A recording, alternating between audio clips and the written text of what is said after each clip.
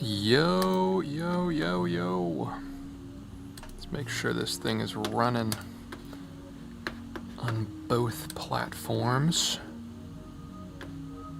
Yup. Sick. I'm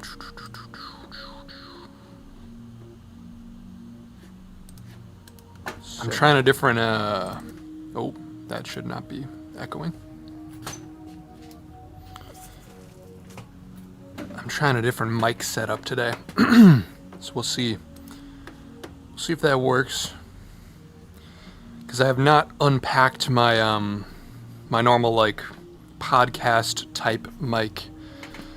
That's still in a box somewhere on the other half of the, basement. So I'm streaming off of the hat lav mic that I record with, but I've never streamed off of this thing before, so curious to see how well that works. Also, I should have background music, I think. I put it very quiet, but that was something that people had requested in previous streams. I don't know, just trying things. What's up, everybody in the chat? What's good? Hello. Will you build a small automatic injection molding machine eventually? That would be sick. Some more automation to the existing one would be sick, but that will get revisited here in the fall, I think. Not really an indoor activity, but it's too hot outside to be filming outside reliably. So I try to always do all my outside filming, like major car work and injection molding and stuff. That usually takes place in the spring or the fall. I like your new workshop. Thank you. Thank you. Let's see. Gotta ask, Evan, did you make it to the Roberts Camera tent sale today? I actually forgot that was today, and I slept in. So, no, I skipped it. I've gone to those, like, every one that they've had for the last 6 of them, maybe.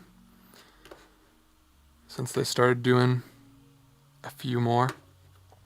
Oh, what's up, John? Evan, I'm literally trying to edit right now. Why are you trying to keep me from being productive? Just put me on mute. Just have the stream up on the side on mute. I will shut the stream off right now if you don't edit.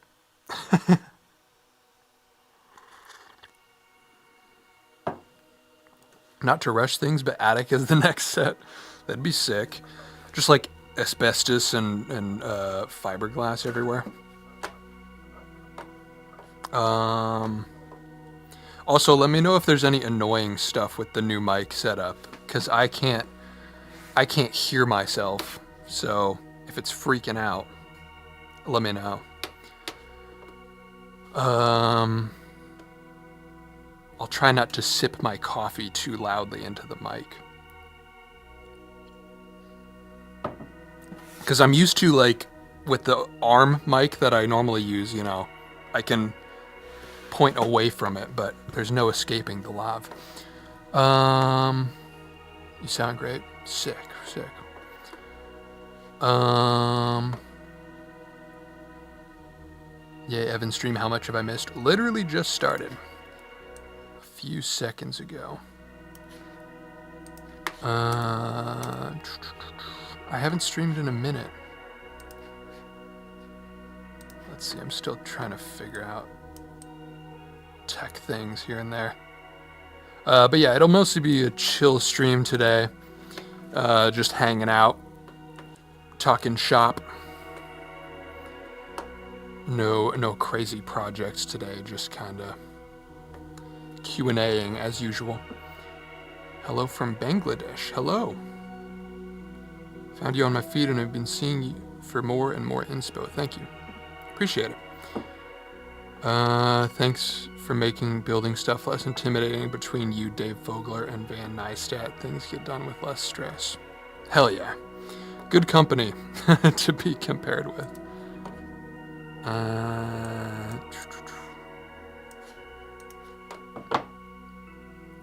Today we're going to turn my workbench into a transformer out of garbage. Basically, yeah. Low-key, you're my favorite YouTuber. Appreciate you. But yeah, no, I did not go to the Roberts tent sale. That's the Indianapolis, like, the biggest camera store in town does an anniversary sale every year where they get rid of a bunch of old used gear. Pardon the sump pump kicking on, by the way. I don't think the audio should be too annoying, but I hear it very loud in my ears. Anyway, yeah, they do an anniversary sale and they get rid of a bunch of used stuff for literally like 90% off what they normally go for. So I used to go there every time and get a bunch of like carrying cases. That's where I got all my larger cases that I use for tool storage and stuff. Because they sell them for like $40 normally, and then they sell them for $5 at the thing. But I decided to skip it this year because I'm trying to be less of a hoarder in this workshop. I've moved so many times, and I always get reminded in every move how much crap I have. And so now I'm finally getting a little ruthless with trashing things that I don't really need to hold on to. But it's hard to do that because I see potential in every little piece of trash. I hope I'm good to watch this before I watch you cutting down the workbench. Hate to be lost because I missed some plot points. Nah. I mean, the gist of it is the workbench got cut down to 7 feet from 8. Built all the overhead lights. Shop vac slot underneath. More incremental improvements, as always. There will be one more video on the workbench. I know this is like 4 workbench videos in a row now, but like it is kind of the thing that I need to run my business and my life. So it's been the focus by far. But I'm pretty happy that right now, like, the workbench functions. For the most part, the studio works as it did before, except I have all this extra space. Like, this desk is a mess. This will become battery chargers and hardware storage, whatever. But there's like 8-9 feet of white wall right there that nothing is on right now. And I'm very excited that I have a little bit of extra space to build out. I'm trying not to have my entire channel be about like rebuilding my workshop every week, but it is fun.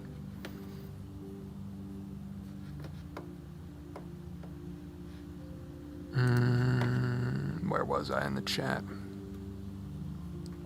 Thinking about revamping my camera monitor as well. Sick. Yeah, monitoring is so important. Hello from Washington State. Hello from South Africa. What's up? What's up? What's your favorite light or favorite type of light? I've been always very unpretentious about lights. I'm sure I've said it in multiple videos. Like, to some degree, light is light. You know, if you're on a nice film set and you really just need something to work, then you really need a dedicated videography light. But until adding this light bar here, my desk was entirely lit with under cabinet lights intended for like a kitchen. And it works fine as long as you know what you're doing with your shutter speed.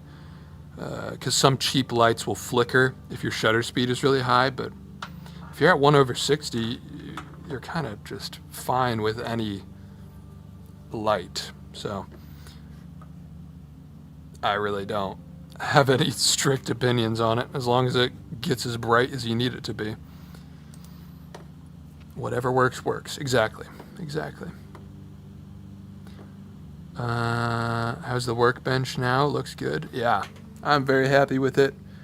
I already started on the next video a little bit. Just like the first 2 minutes have been filmed and edited, but oh, where's my handle for this? Let's see if I can pull focus from here. I put a little triangle brace on there. Oh, now that I have a wireless mic, I can actually walk around and the audio quality doesn't get terrible. I put this little triangle brace here on both sides so that the whole thing doesn't twist as much. Because it was bugging me that these lights would shake a little bit, and now this is more fixed.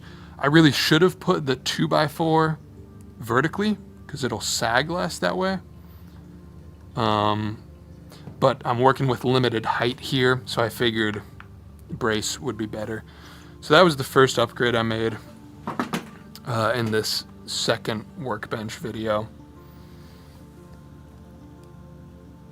I should really change how this tripod is set up for future streams. And then I'll be moving the vise, which I'm incredibly excited about. I have a new vise. I bought a carpenter's vise. This thing, because, well, a couple reasons. This thing is meant to have like wood jaws, like you send screws through it and you, it just gives you a softer hold on wood stuff, which is really what I need, because most of the time what I'm using my vise for is a jig to cut stuff. And this is flush mount, like you can see the picture there. It gets mounted flush to the workbench, which just is better for woodworking type stuff. I did hear some interesting recommendations in the comments of the video from yesterday. One guy was talking about he has a carpenter's vise and then like a metalworking type vise attached to a piece of wood that he can clamp into the carpenter's, the flush vise, which is kind of a sick idea for best of both worlds. My thought, and part of the reason that I bought the carpenter's vise, was because I really need a separate vise that lives outside, either mounted to an outside workbench or mounted to my car. Because I've been doing a lot more working with metal, angle grinders, metal cutting saw, and obviously I don't do that down here because my whole life is a fire hazard and I just don't feel comfortable shooting sparks in this area, you know?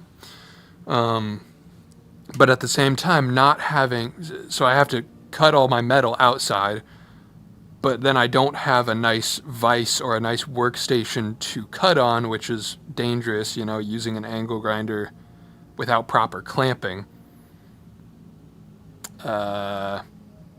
So my thought was I'd move that vise outside. So maybe I need 3 vices? I don't know.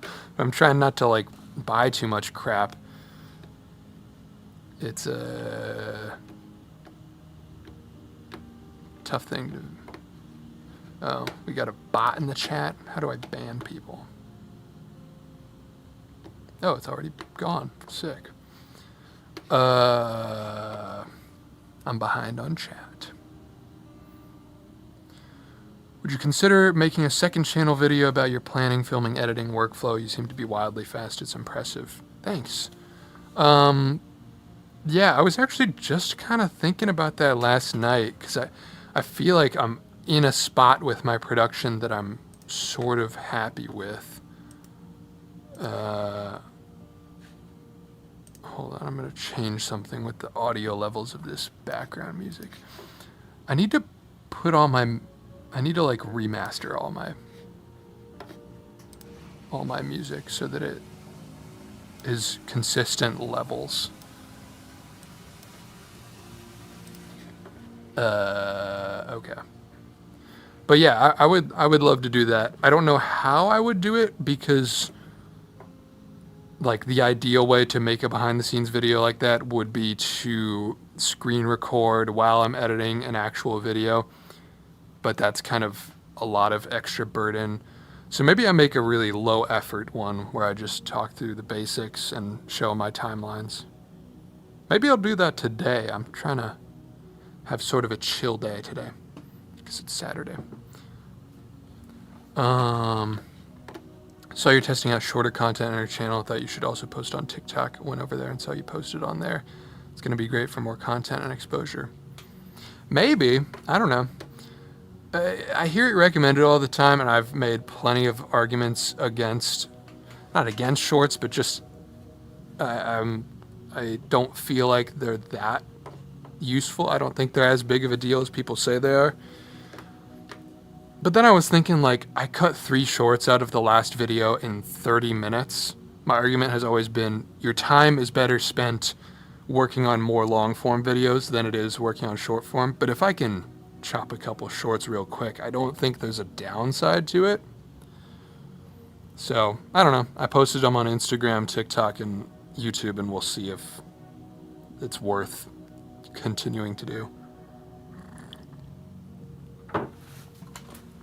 I am not convinced yet, but we'll see. Indy area has made my life so much better with a Harbor Freight and Micro Center being right across the street from each other. Agreed. And there used to be a Joann's Fabrics right there, but they got rid of it. I would have literally lived there.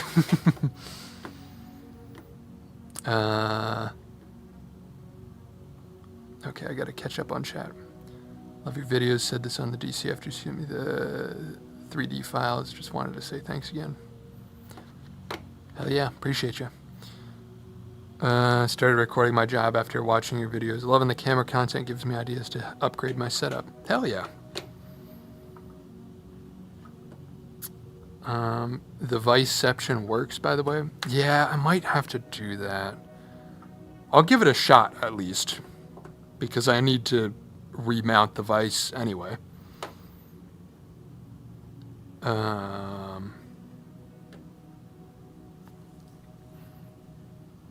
Which projects outside of improving the setup and filming conditions do you have in mind? Some of them could be literally on the outside or more artful. Yeah, I mean, I can pull up my video ideas right now. I do end up gravitating back to the workshop improvements and the cameras because, okay, yeah, that audio track has to get, I'm remastering all of my background music as we speak.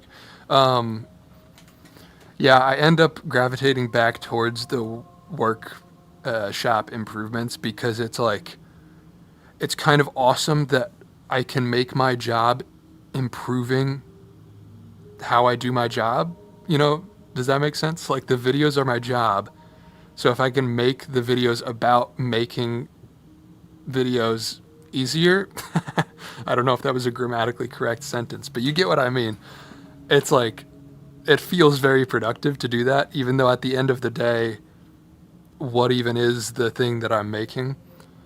So I'm hoping shortly to get back to the actual original concept of the channel, which was making a tabletop game, kind of doing a one-man production facility of, you know, injection molding little miniatures for board games, making tins and packaging and screen printing, all this stuff. That was the original concept for the channel, and then I just had a lot of success in the cameras and the workbench and all that kind of stuff. And so I've just been doing that because it's been a hell of a lot of fun. But yeah, we'll get back to the big stuff.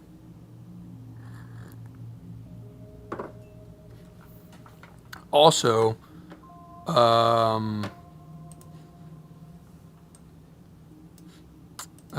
what was I gonna say? I lost my train of thought. Yeah, just some other random projects that are a little more just fun things. Like, I want to do a TV cart, like for my CRTs. You know how, like, in the early 2000s classrooms, they would, like, wheel out a cart with a CRT on it and they'd play Bill Nye the Science Guy or whatever, play videos. I want to build something like that, but it's an all-in-one media station where it's got a bunch of my hard drives, my archive footage. It's got a VHS player, a Blu-ray player, a DVD player, maybe even like a Nintendo or something. I think that'd be fun. My problem with shorts on YouTube is it floods my phone with notifications for content I've already seen. It happened when Vans started uploading shorts. Oh, is that true? I'm gonna be honest, I don't use notifications for YouTube, so I don't I didn't know that was a thing. They should notify you for long form and not for short form. That's kind of annoying. Whatever. Do you still use the little EOS M? Any new camera related stuff? It's in a box right now, disassembled, because I have a mod for it that I want to do where I'm making the screen a flip-up screen.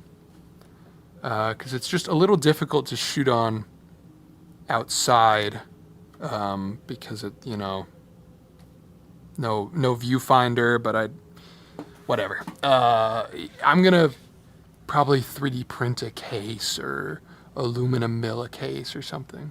So I haven't been shooting on it recently, but I've got plans for revitalizing that thing.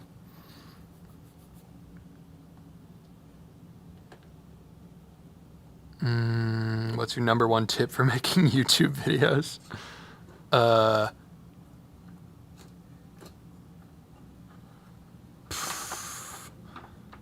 don't know, man.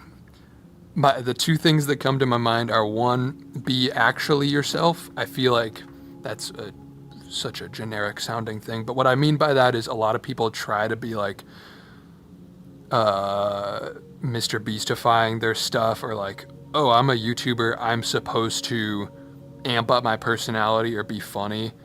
And there's some older videos on my channel where I am doing that, some of which I've unlisted because they just don't fit anymore. And like, at the end of the day, that's going to burn you out a lot more than just doing your thing, even if that means less views or a slower takeoff. The second thing that comes to my mind is just get really good at the workflow stuff. Don't struggle through every edit. Build like a system with your editing that works, so you can do it every time. You shouldn't be adjusting your audio levels on every clip because you've been placing your microphone in different places every time. Like, come up with systems that mean you don't have to do as much work in the edit. Those are my tips. When you do your sponsors, I don't skip them because you just do them so uniquely. Thank you. I appreciate the sentiment. Honestly, for a lot of sponsors, I don't think it matters. I don't know if they actually check the watch time, but don't tell any of them I said that. When are you going to finish the car? I've been doing a lot of work on the car behind the scenes because things are starting to fall apart.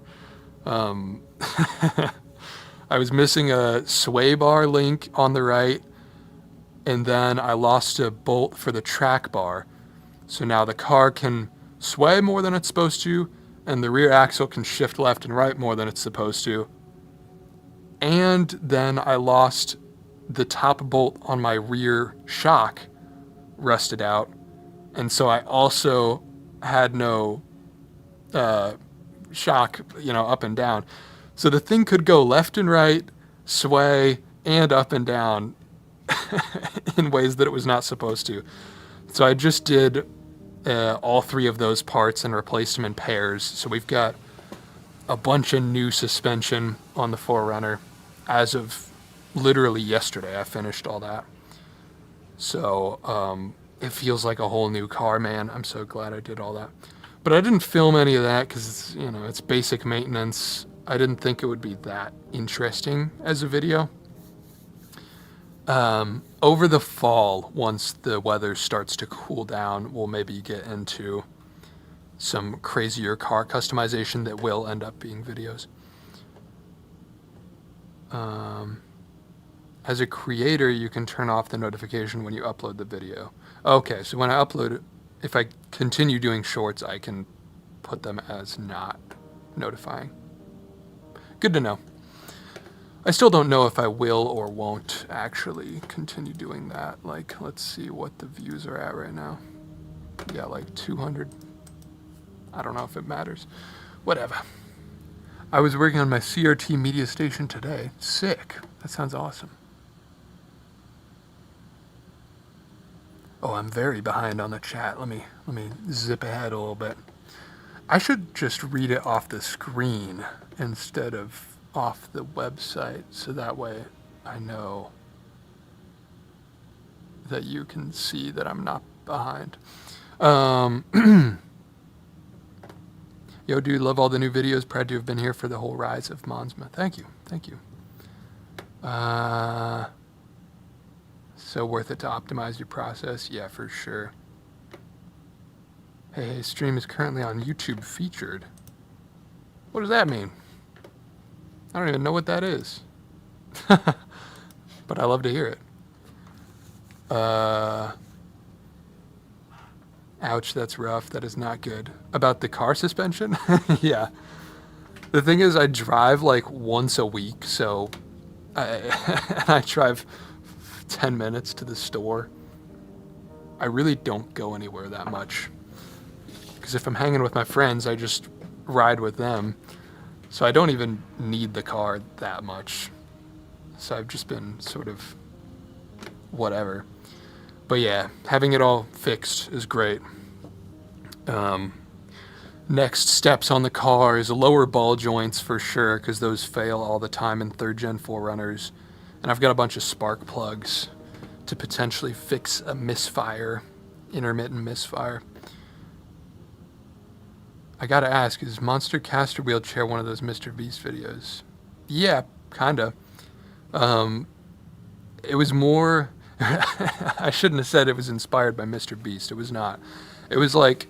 I was taking inspiration from creators like Ludwig that sort of gamify their objective content, you know, turning anything into sort of a game.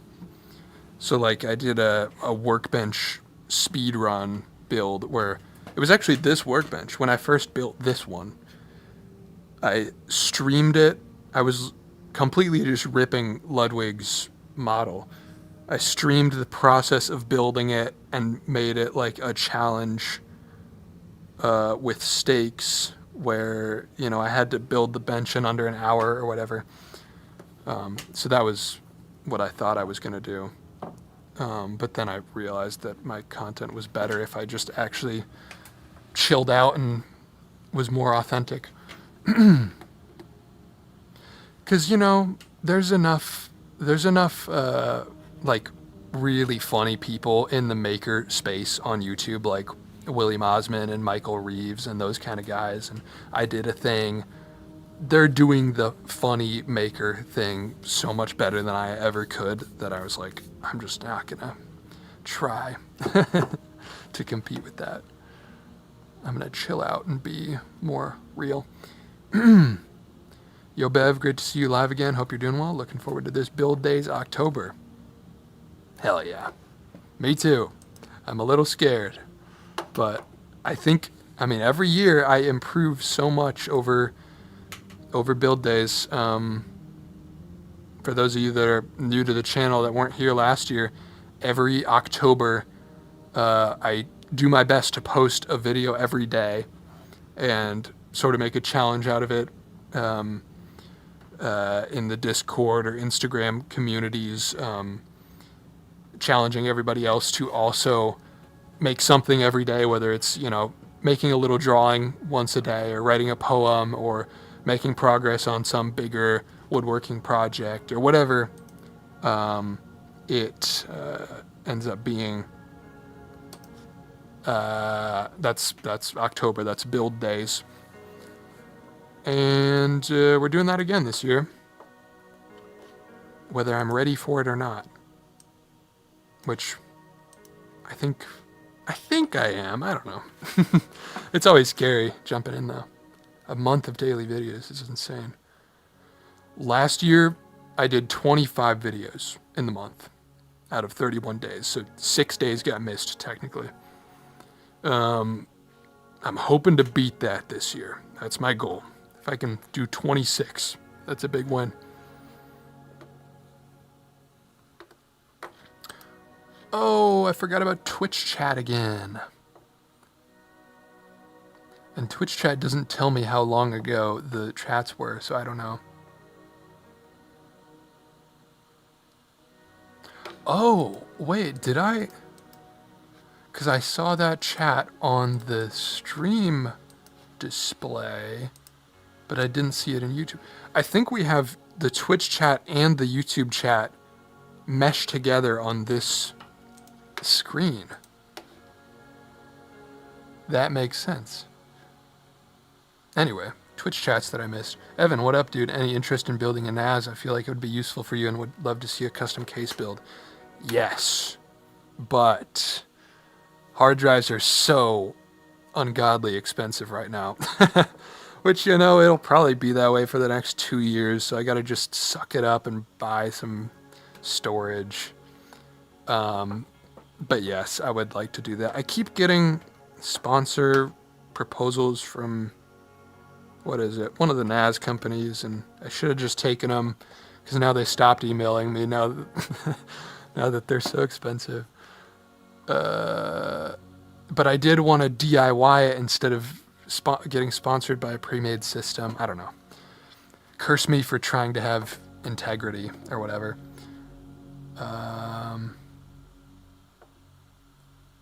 NAS for archive footage and media CRT stand. Yeah, it could go on there. That'd be sick. Went train chasing for the first time yesterday. Since brother got his license, I was using my brother's DSLR to middling effect. He was using a 35mm film camera. Sick. I love trains. Okay, so I should start reading the chat off the screen right here, because that's Twitch and YouTube. Good to know. I don't even recall adding that feature, but I guess it exists.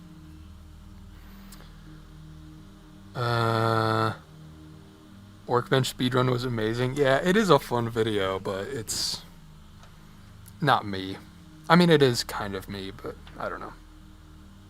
Maybe I'll gravitate towards that one day. I got plenty of time to try different things. Did you work on every edge with your new tool, the planer? No, I did not. I didn't. Well, I mean, this edge is chamfered, so I guess I did quite a few of them. This thing is pretty dangerous, by the way. It just takes like a 1/16 of an inch or whatever off of a surface. So if you have a 2x4 that's warped or whatever, you can buzz it right down.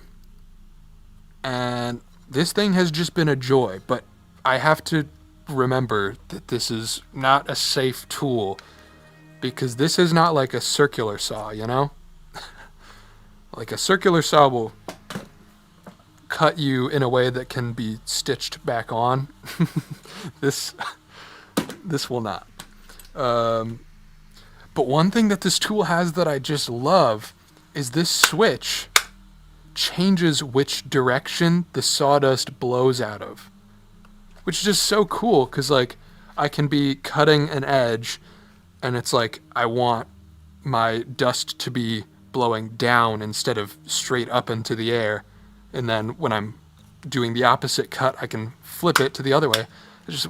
Why is that not a feature on every power tool ever? It's so cool.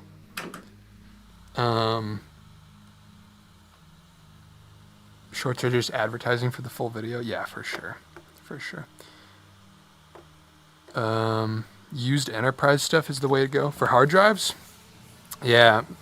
I have a good amount of my archive footage stored on old server drives, which, I mean, it's a little worrying because if they've been put through the paces in a server, I don't know if they're going to get corrupted or whatever.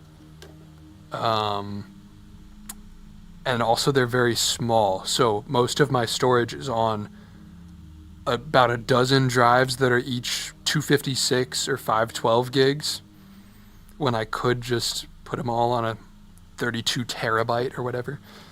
But, you know, I got them for free, so whatever works, works. I gotta remember to change this chat overlay. Where's my notebook? I gotta write a note to myself. I want the chats to stay on the screen for longer. Fix chat box fade. Now I will remember to do that. Did you catch your feature on Dave Fogler's suggested drone? Yeah, I did. He is such a nice guy. I love so much that he does that segment. And I've been really enjoying his content lately, fixing up the little cabin.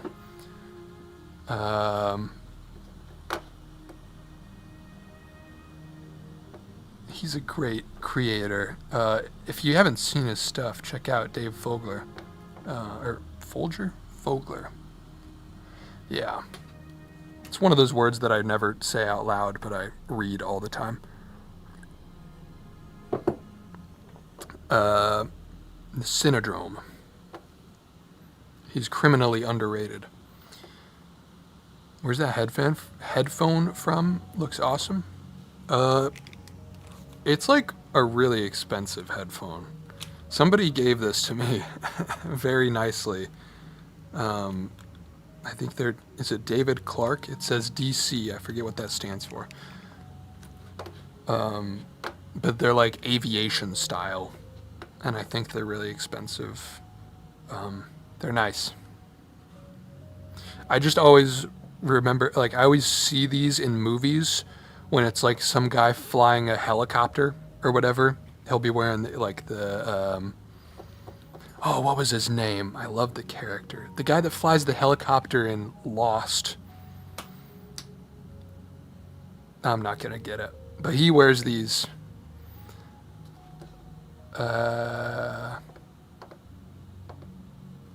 Van or Casey? I can't answer that question. I've stolen so much of both of their aesthetics. I have been randomly binge watching Casey's old vlogs, though.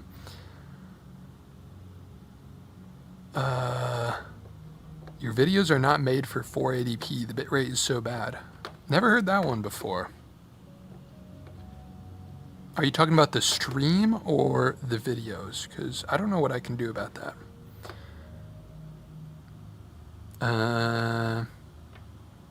What is the best tool you've found free on the curb?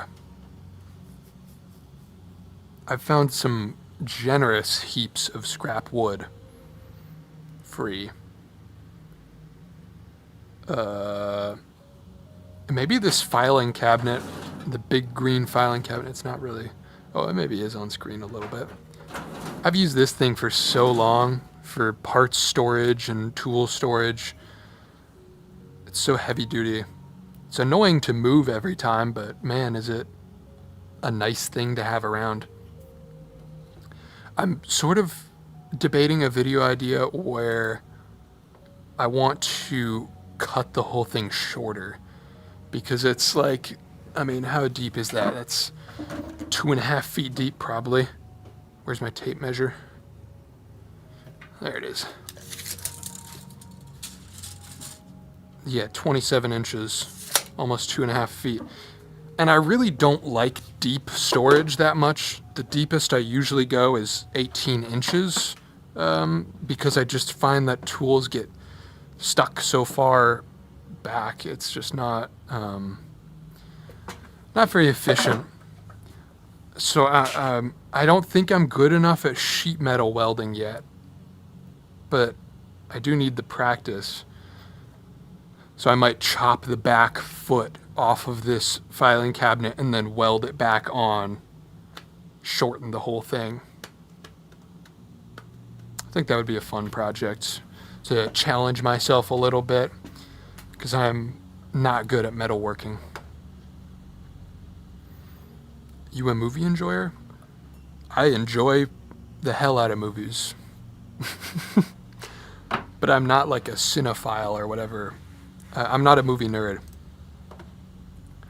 I always kind of piss my friends off when we watch movies because my friends are all very into movies. And whenever we go see something, even if it's bad, I'll be like, yeah, that was good.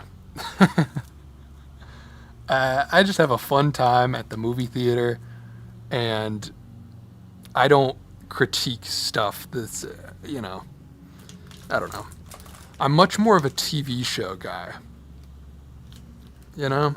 I like world building. World building is my thing, and so a more expansive story like Breaking Bad or Lost or Atlanta or something like that just is what I gravitate to so much more than a 2-hour movie. How's having a separate bedroom workshop treating you so far? Is the work-life balance better or life roughly the same? It is better. I enjoy not waking up in this room. I mean, it worked great for me for a long time. The annoying part, honestly, the most annoying part of it was that when I finish a day building something in my workshop, I would have to very diligently clean all the sawdust off of everything and, get all the fumes out and whatever, because I'm going to be sleeping in there. And now it's like, it doesn't matter as much. I can leave this place covered in sawdust and go up, go to bed, and it doesn't matter. I can deal with it in the morning. That's been the biggest life change, honestly, but I do not by any means regret the past 7 or 8 years of sleeping in my workshop because it allowed me to do some stuff that I wouldn't have been able to do otherwise.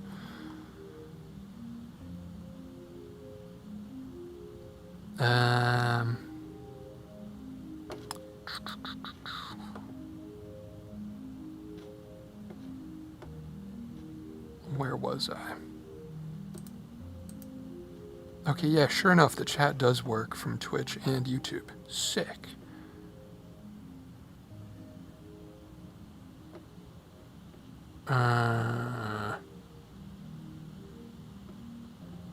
Just watched your latest desk build video. So glad you kept the orange and green lights. I associate those colors so much with you. Love your videos so much. Thank you. That means I've done my job right with branding. Orange and green everywhere.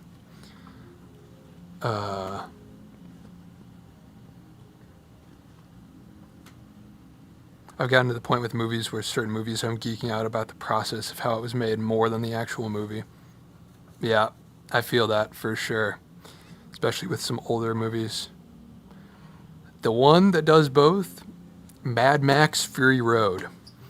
Maybe the best movie of all time in my book. Because the behind the scenes is so fascinating in the fact that they really did all those stunts and they really built all those cars. Like the amount of work that went into cars that were probably on the screen for 2 seconds and then got blown up.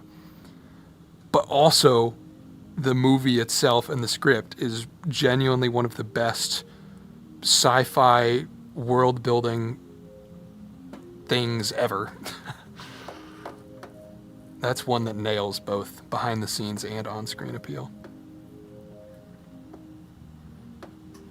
Do you have a bed now or still on the floor? I did make a bed frame for the first time in a very long time.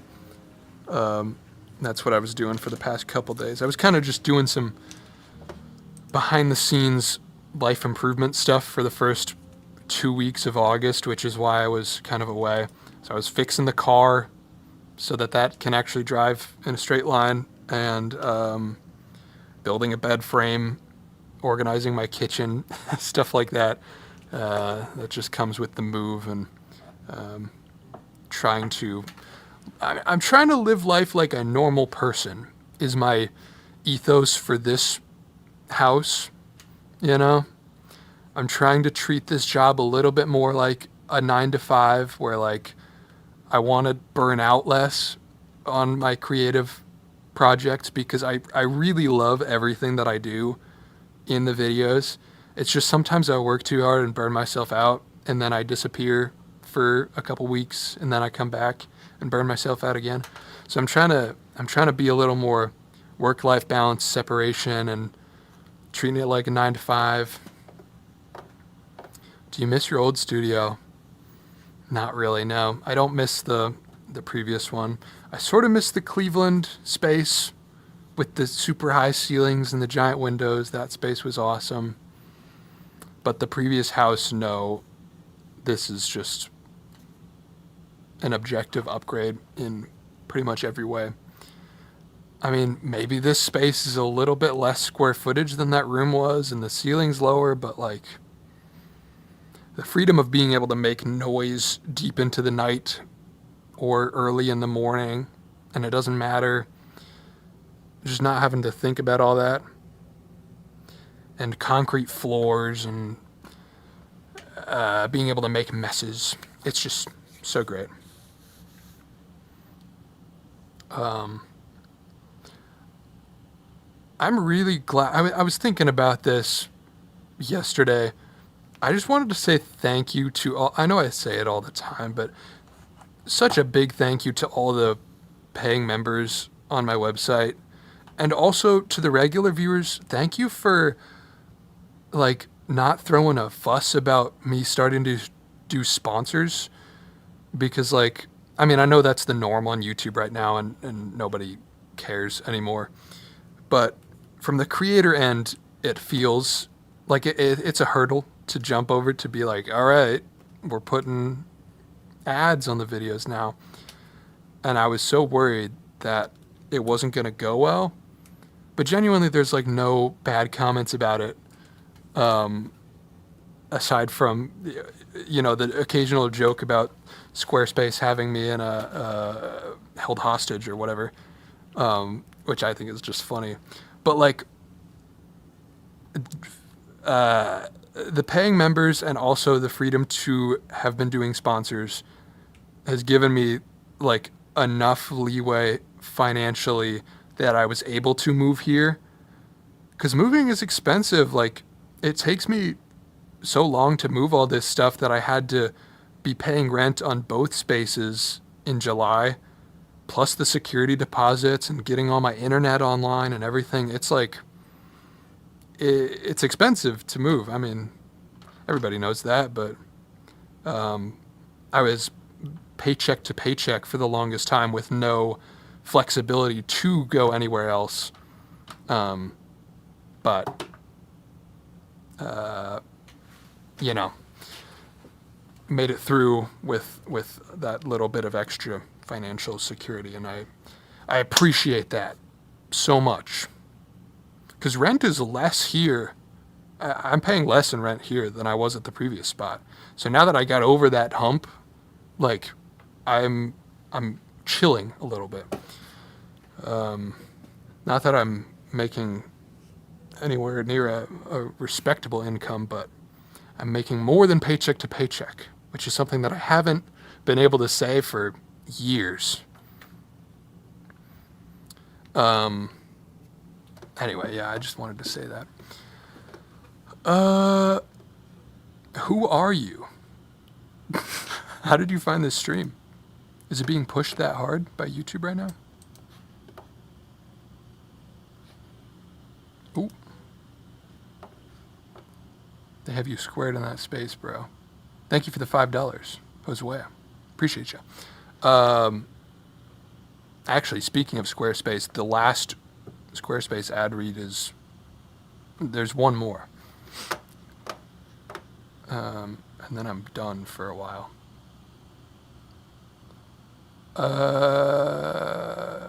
How did you move everything? Did it all fit in the Forerunner? Yes.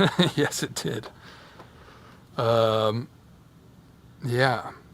My roommate Michael used the help of my friend Chase with he's got like a Ford Transit to move his mattress and stuff. But aside from that, everything that was mine fit in my car. Even the giant dining room table. Yeah, YouTube has it out everywhere? Weird. Yeah, I guess if there's people that have seen my stream, that are on the stream without having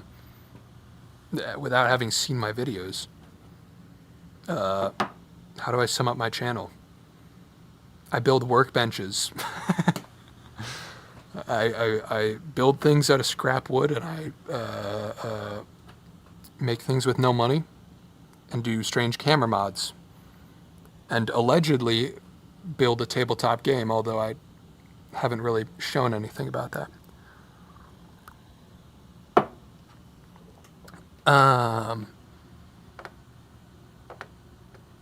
Oh, thank you for the donation. 81 Ur. However you pronounce that. Thank you. Appreciate you. What are you going to do with the other half of your basement? I mean, that's just laundry room, storage room. Not much.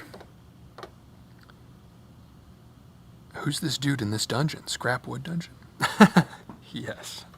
Yes. I really have moved into the Scrapwood dungeon, basically. Build stuff from older stuff. Exactly. Somebody commented on the last video talking about you should buy this kind of screw instead of the ones you use, because the ones you use are really expensive. But the thing is, I don't really have to buy screws very often, ever, because whenever I build something, it's because I took something else apart, and so I kind of just get to reuse the same screws over and over and over again. Like, probably half the screws that I drove in building this workbench, or adding the upgrades to it, half those screws I bought in 2019, probably. It just, the price of the screws doesn't matter if you just keep reusing them. Aren't streams usually smaller? Seems like a lot of people are tuning in today. At least on YouTube, it's around 100. Yeah, we hit 80 to 100 usually, so it's getting pushed a little more than usual. I love your mold making machine. Very excited to see how it goes and want to make my own. Sick. Yeah, I will be back to working on that soon, hopefully. I'm debating if I try to make a really robust fume extraction machine that can blow all the fumes right out that window. Or if I just build a workstation for it to exist outside. Dunno.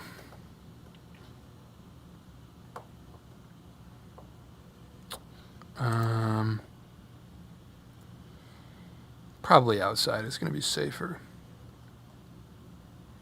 I've seen your testing thrifted digicams and also huge zoom on tiny camera. That's probably why.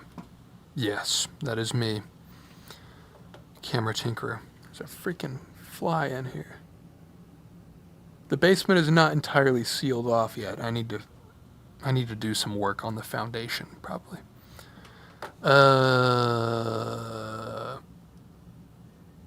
But yeah, injection molding, excited to get back to that.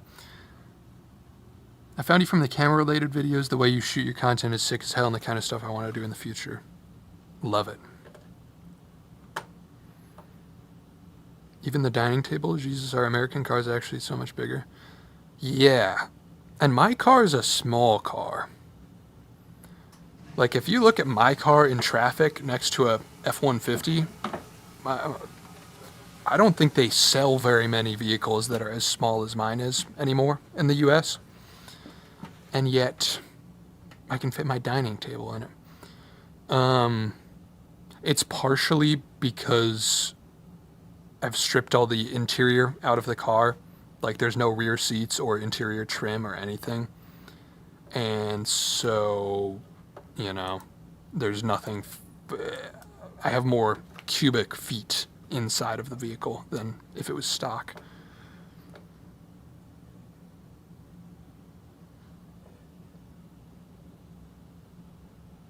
Do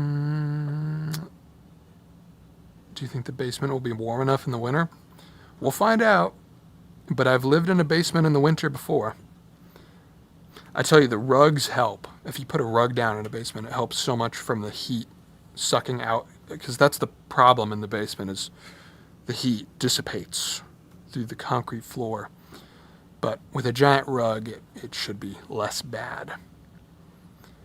And also the thing is, I'll take that trade-off, having it cool down here in the summers versus too cold in the winter. I'll take that because I have so many lights on and tools and computers. All those things generate heat. It's much easier to create heat than it is to get rid of heat. So I'll take it. To go along with your recent lighting improvements, I think recessed diffused lighting in the ceiling boards would look sick. True. Yeah, if I need more, I will look into that. The way you film your videos and the duration is great, perfect lighting. And the narration is great, perfect lighting. Thank you. I recently bought a bargain dual-stage Cyclone dust extractor on AliExpress. Crazy impressed with it. Before fitting it, my vacuum cleaner's dust filter was constantly choking up. I've been looking into that. They've got one at Harbor Freight, too. That goes into like a 5-gallon bucket. I think I'll probably pick one of those up. Although I don't know if it would fit under the workbench, so I got to figure that out. I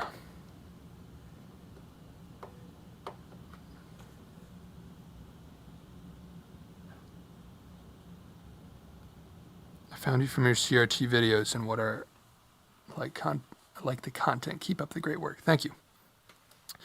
Would love to see more videos about your tabletop gaming adventures. You get me inspired to pick it back up my childhood hobby of model railroading. Hell yeah. That's awesome. Yeah, I'll get back to it hopefully soon. How's the space movie doing you were creating with your friends? It is done. And it premiered.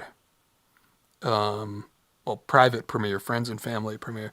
We're figuring out the logistics of actually releasing it and what we're doing for that. But it will be seen by the public. Probably 2027, realistically. But hopefully early 2027. But yeah, it is done.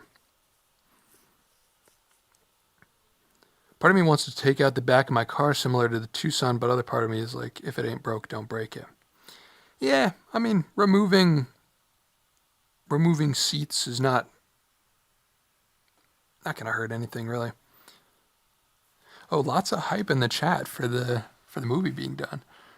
Do some physical releases. Yes, that is 100% the goal, and part of the reason that we're waiting on, like, because we could just drop it on YouTube right now, but John ideally wants to make some of the money back that he put into it, because, you know, it's expensive building all those sets, even as trashy as they were a lot of the times.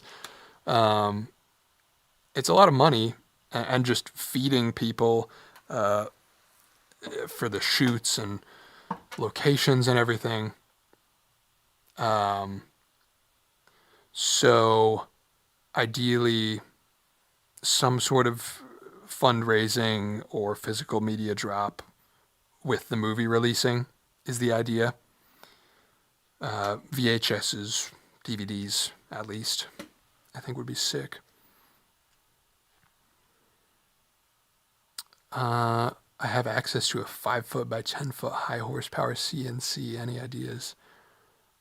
Oh boy, you have infinite possibilities. You could, like, make a system to make shelves. I've always thought about that with the CNC, like cutting slots. You can build shelves really easily by just chopping some plywood into little intricate shapes that interlock with each other, you know? Did you do any acting in it? I do have one. I do have a minor character, yes. I am not proud of my performance. I'm not an actor. I'm pretty proud of my set building and prop designing and the production parts that I played, but not the not the acting. But yes, I am in it. I will drop a video on the main channel. I'll make a big fuss about it when it actually does release, so you will know.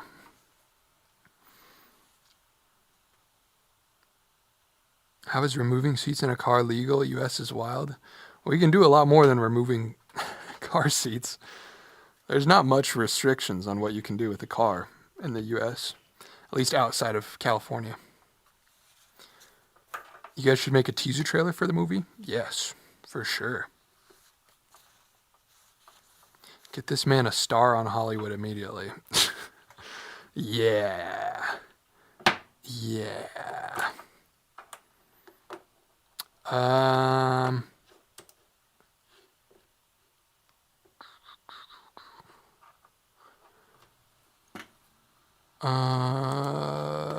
Okay, I've been live for an hour. I don't have anything. Oh, I do have something that I want to show.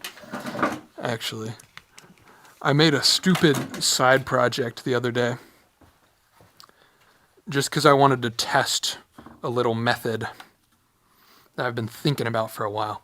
This was just an off-camera project, but I made a concrete scale model of the Great Pyramid of Giza. Isn't that just the coolest friggin' thing ever? There's going to be like 4 people in the chat that are so excited about that. But you can see like how there's actually 8 sides to it, like these little seams. This is molded and made off of a 3D scan of the actual freaking pyramid. Is that not the coolest thing? And it's like 15 pounds. Yo, he got the prism? Yeah. So I 3D printed, I almost just dropped it. I 3D printed the negative of the 3D scan, and then I poured 15 pounds of concrete into it. And now I have, and it's 1/1000th scale. So the real pyramid is 230 meters to a side, and this one is 230 millimeters to the side. So I would be 2 millimeters tall on this scale.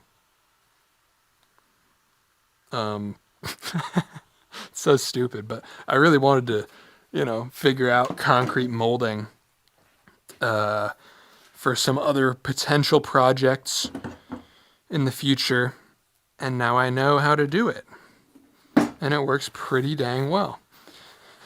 I've also heard you can put fabric dye in concrete, and it'll dye the concrete, so I could make like different colored things. Angine de poitrine. I did not make that association, but yeah. Should put a little gold pyramid on the top. Evan joined Illuminati. Yeah, for sure. Did the 3D printed mold survive the process? No, I had to, I used a heat gun. I really should have filmed the process. I thought it wasn't going to be that interesting, but then it kind of was. I used a heat gun and then sort of peeled it back because I used PLA, so it softens really easily. There's definitely some things I would change about doing it the next time, and so whenever I tackle a concrete molding project on the channel on video for the first time, I'll know a little bit more about what I'm doing.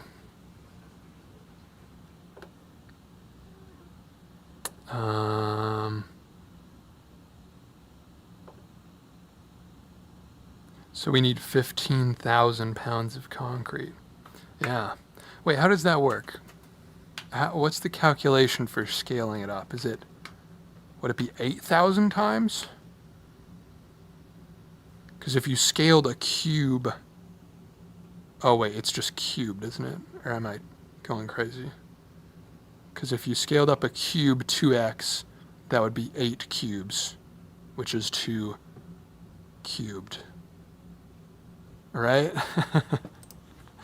I don't know. How long did it take for the pyramid to set?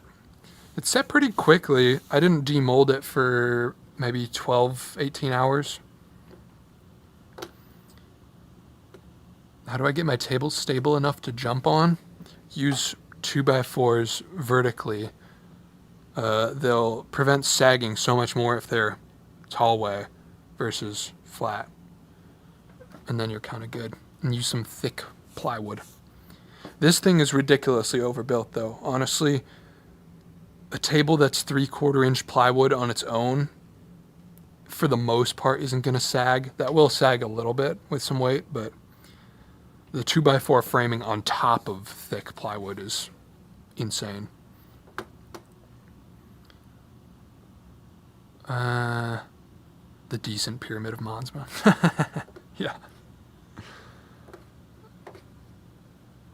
Evan is going to lava cast his own house in real life. The Minecraft, yeah.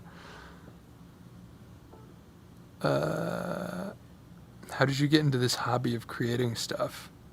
I don't know. I think it was just something that I needed to do. For the longest time as a child, I did not... I've always been sort of making things. It was just for the longest time, it was office paper, popsicle sticks, and office tape, basically. Just making stupid little crafts. I remember one time as a kid, I got some felt and tried to make a puppet, but that never really panned out. So I got good at making stuff digitally, mostly. I had a really old copy of, I think, Adobe Photoshop CS2, which was maybe like the 2007 release. And I learned on that, and I got good at graphic design. And that's where I started to find the joy in making something from scratch. And then once I went to college, for the brief period that I was in college, I kind of expanded outside of the computer screen and started to find how fun it was to do things with my hands as well.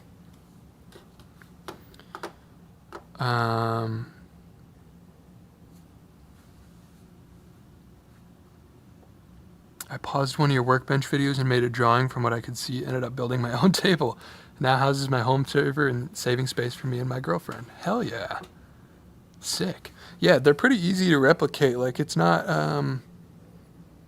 by design, it's a very simple, it's 2x4s, 4x4s, plywood. There's a saying that I really like.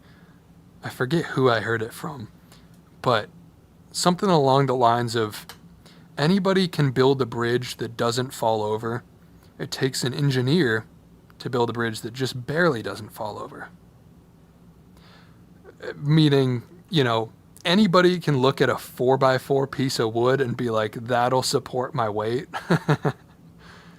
What you need an engineering degree for is to build the cheapest possible thing that won't break under the circumstances that you need it to operate in. But it's not hard to just build a desk that will work.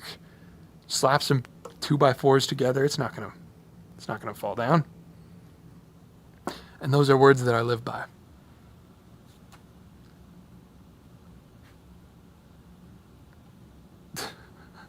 So you're midway on the college dropout to billionaire pipeline, just like Mark and Gates. I'm good on that pipeline. That's not me.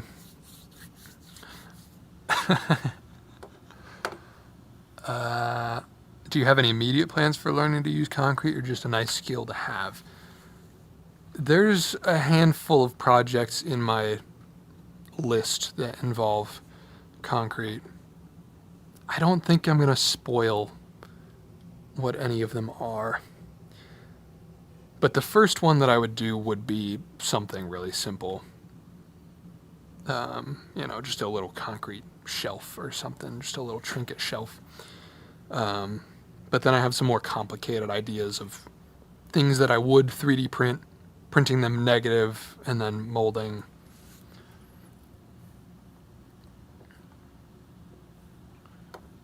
Is it possible to make concrete casts similar to your injection molding ones? Yeah, that split apart. If I had to redo the pyramid, I would do it as a 2-part for sure. Concrete minis would go hard. They don't really retain as much detail. Like, the sharp edges are all flaking off pretty significantly. So I think they lend themselves better to larger forms. So miniatures wouldn't really work unless there's some concrete mix that I'm not aware of, or you could do concrete and then epoxy coat it or something. I don't know.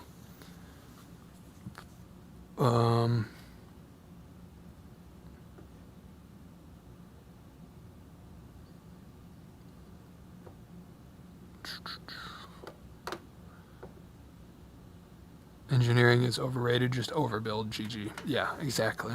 Exactly. Last year created a really small portable blood squib for a short film with a CO2 bike inflator and some hose. That's awesome.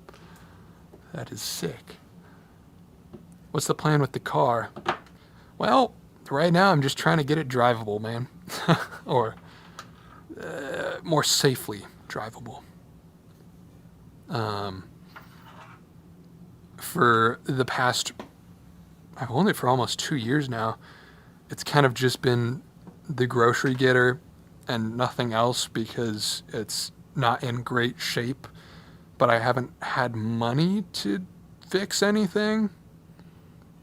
And so now, like, at this moment, I have like a little bit of extra money, and so I threw that all into parts.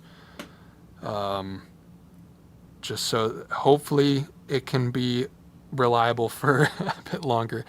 So, the next thing's ball joints, spark plugs. It really needs new tires. Nothing dramatic, but potentially before winter. Maybe, yeah, in the fall, maybe I do some dramatic stuff like chopping the back off so it's a pickup truck. But we'll see. I'm not in a rush to do any of that. Can you drop some tips on personal project management? Are you a go with the flow person, dedicated list, or somewhere in between? Yeah. I don't know if I'm the greatest person to ask. I'm just some 26-year-old kid, or wait, how old am I? 25-year-old kid. I'm just figuring it out.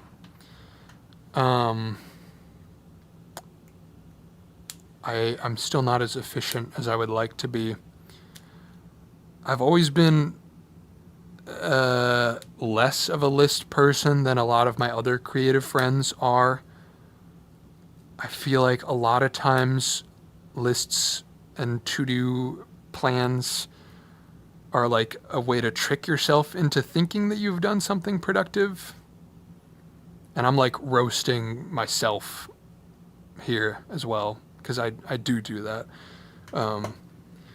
But then, like, at the end of the day, the form of planning that project management that I find to be the most useful is just very, very brief and loose lists. I try to only set dates and times for things that actually have to be at a certain date and time.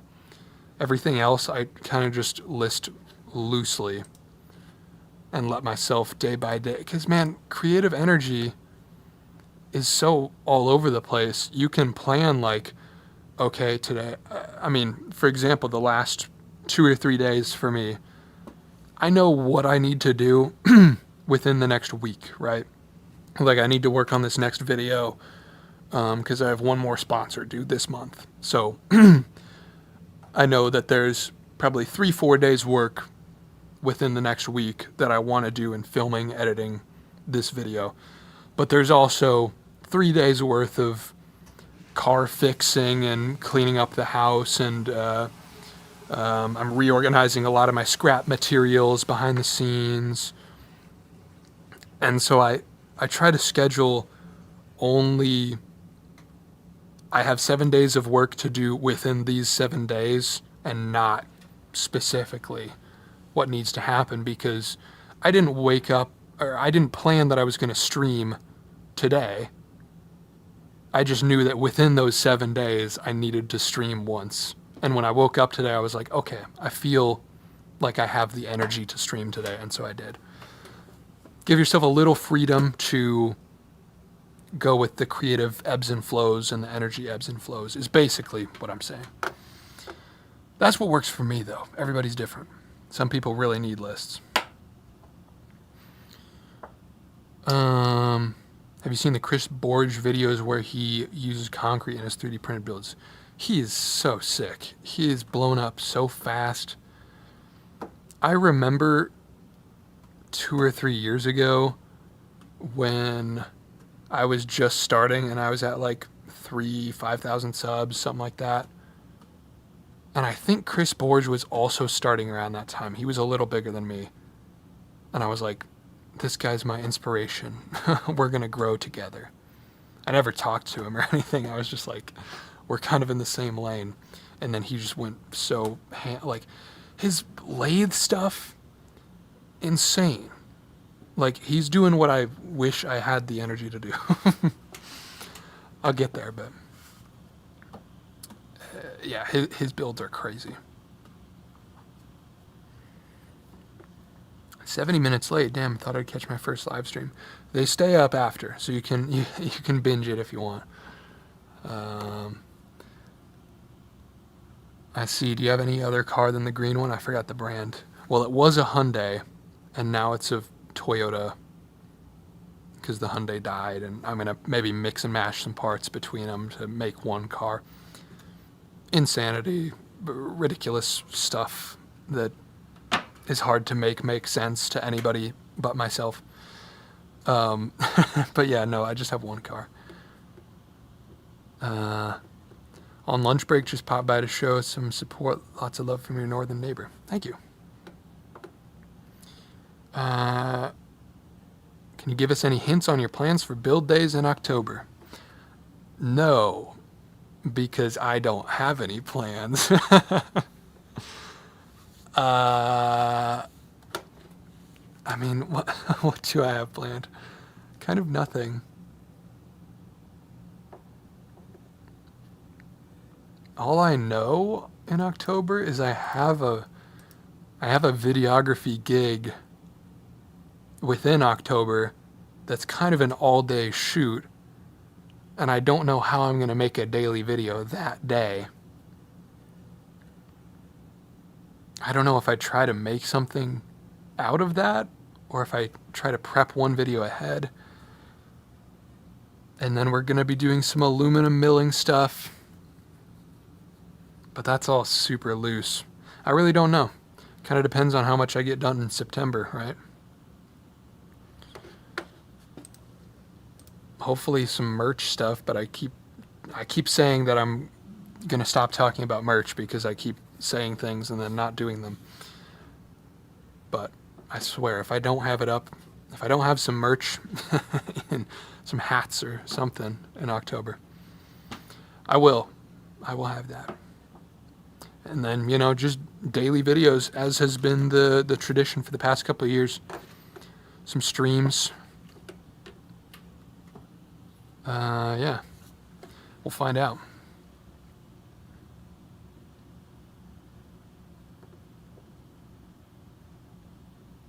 "10 days of work to do within the 7 days." Yeah, kinda.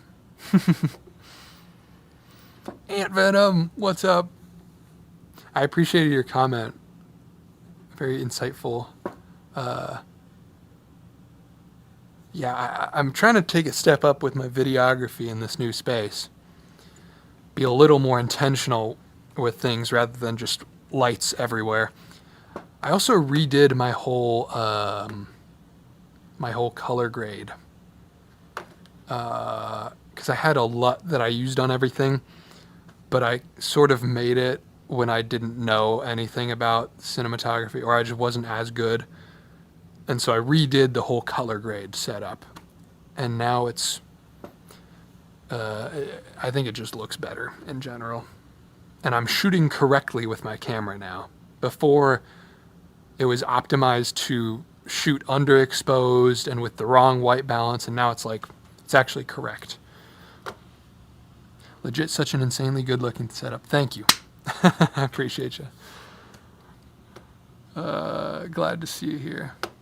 Do a live editing a video so we can watch the same video 27 times? Yeah. I could. I used to do that, or I used to go through the timelines. The problem is my computer lags when I open DaVinci. Like, we can try it right now, but it might it might blow up the computer. I don't know if it's ever actually crashed the stream. Let's see. So I've opened DaVinci. And we'll find out if it blows up. So this is, I mean, I'm not actually going to edit live. This is the next video, though. I've already got the first 2 minutes of it up. So those are the corner braces that I was talking about that I added, and I made them out of the spare piece that came off the end of the table when I cut it shorter. Okay, did it lag? Did it blow up the stream, or is my new computer actually decent?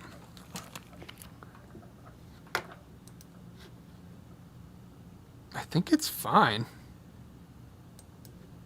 Sweet. Rando question, have you tested the sump pump yet?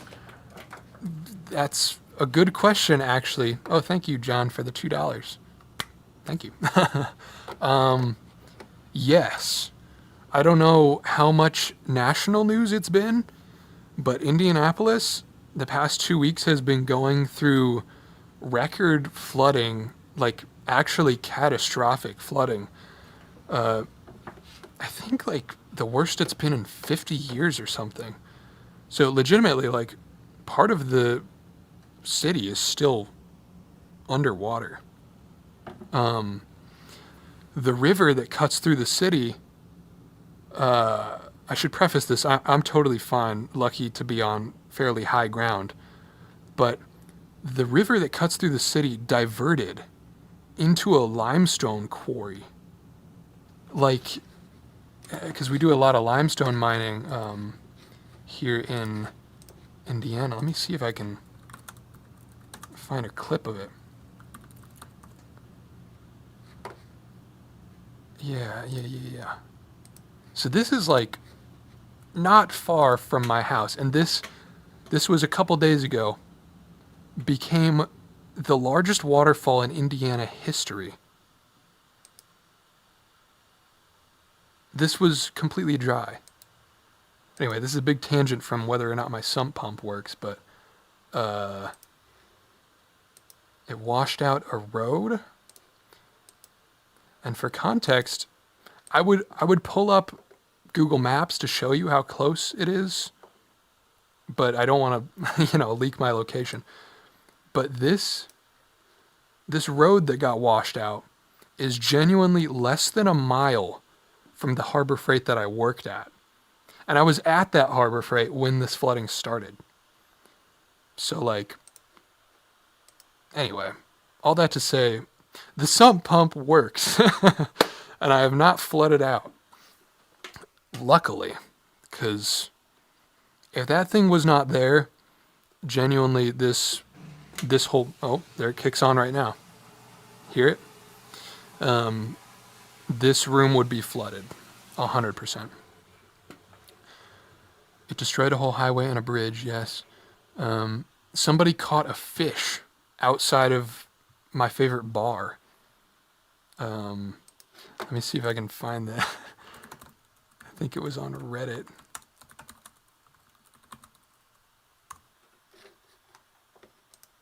Yeah.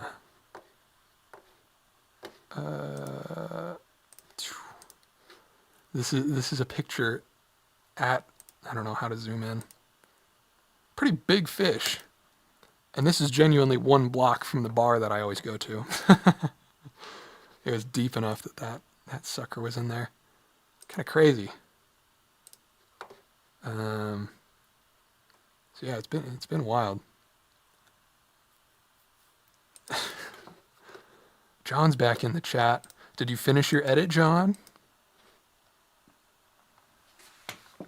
I'm gonna call you after. I want your progress report.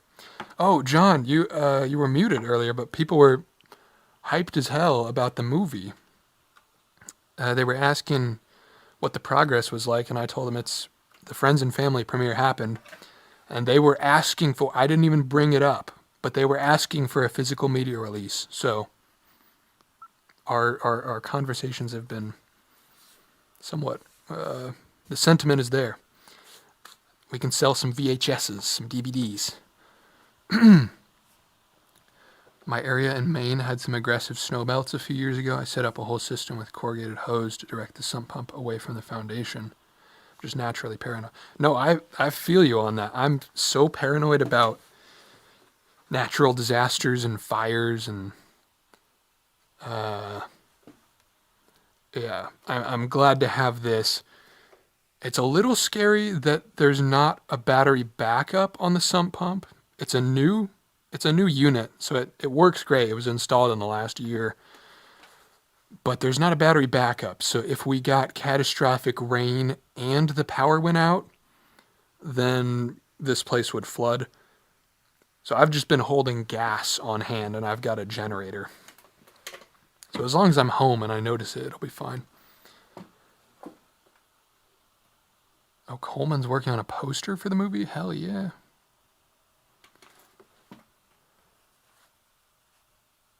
A DIY sump pump battery that can supply 600 watts? Maybe. Yeah, a Jackery sponsorship would be huge. They probably... Yeah. I should, like, reach out to one of them or something. But I don't know. Hopefully I never need it, so...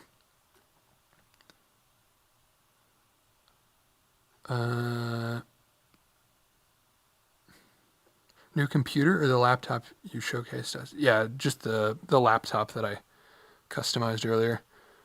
I do need to fix the plywood on the back. I think I need to do some weight reduction. It's a little bit too heavy.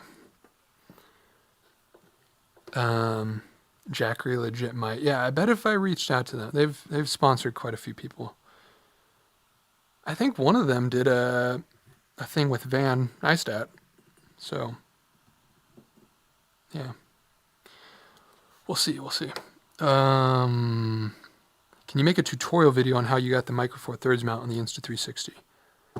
It was with a kit from a company called Backbone. I don't think they make it before, or I don't think they make it anymore for the Insta360. I think they still make the one for the GoPro with a smaller sensor. I could and have thought about custom 3D printing and aluminum milling kits to do that. The problem is now GoPro has announced a camera that is just that. Like, I don't know if I've talked about this on stream, but what is it? The GoPro Mission 1? Micro Four Thirds. I don't think it's out yet. Yeah. So the new GoPro with a 1-inch sensor genuinely comes with a loadout that is a build that is just a Micro Four Thirds mount. This camera is effectively the same thing that I built. Probably better because GoPro's UI is not trash. I shouldn't say that on the off chance. It's Insta360 isn't bad. It's just, you know, I didn't like how reliant it was on the app. But maybe they've improved since then. Yeah, the Mission 1 ILS. They'll charge $1,000 for it. I mean, the Insta360 that I modded was a $500 camera with a $300 mod kit. So, you got to sue GoPro for stealing your idea. Well, again, it wasn't my idea. But the GoPro marketing people 100% saw my video. Because I think that's the biggest video I've ever done. It did like 250,000 views. So they definitely saw it.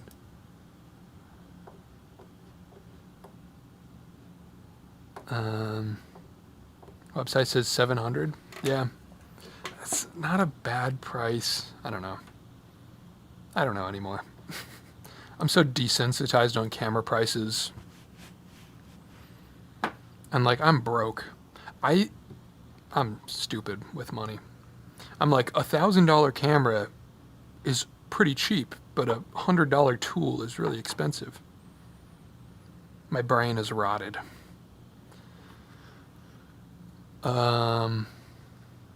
Cameras are just so expensive. That's more than I paid for my M50. Yeah, M50 is a great camera for the money. What watch are you wearing? Looks cool. Seiko. I only wear Seikos. Oh, and it's got a whole mess on it from probably working on my car yesterday. That's not going to come off. But yeah, it's a Seiko SNK 809, I think, field watch. And I polished it. I got like a little felt Dremel bit and put polishing compound, because this thing comes like matte. But I polished it glossy. I like Seiko, Casio customization communities are just so much fun. I haven't bought a watch in a long time because I've been poor for the past 4 years, but I do love a good mechanical watch. Oh, I totally forgot. We have P.O. Box stuff that I have been waiting to open since before I moved, because I haven't streamed in a bit. Couple letters. I don't know if this one is spam mail. Speaking of cameras, you still have the big broadcast cams, right? Yes, I do. I don't know what I'll do with them, honestly, because I can't see myself actually shooting on them. I have enough digital, old-looking stuff.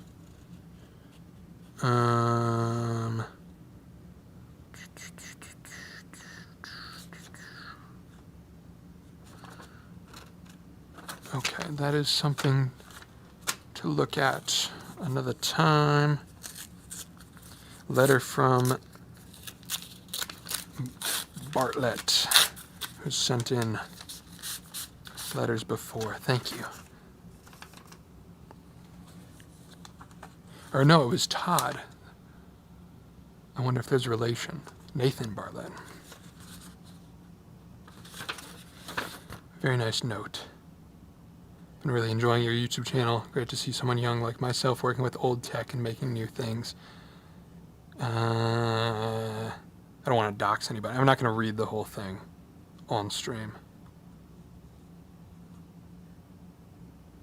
Oh, sick.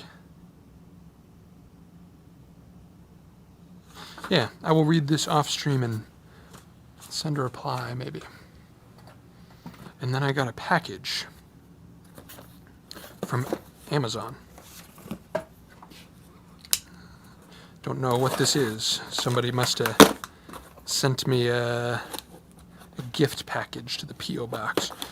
By the way, I even though I moved, the P.O. box is still the same address. So if you want to send something, feel free. $1,000 camera over lunch for the next week. For real, though. Last video was a banger as always. Thank you. What did we get? Ooh.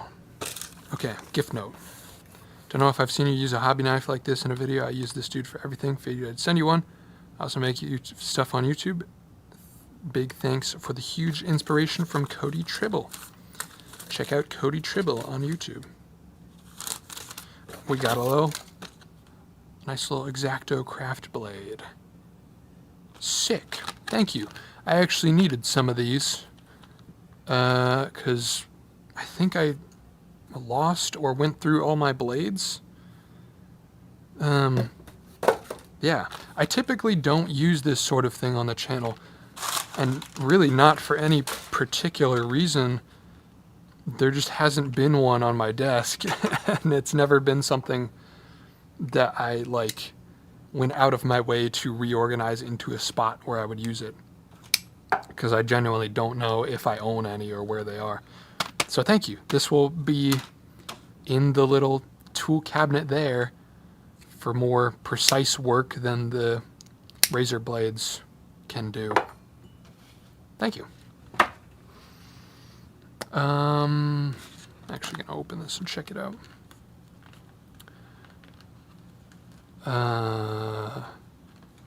Favorite music artist? It's a hard question. Conway the Machine, I think.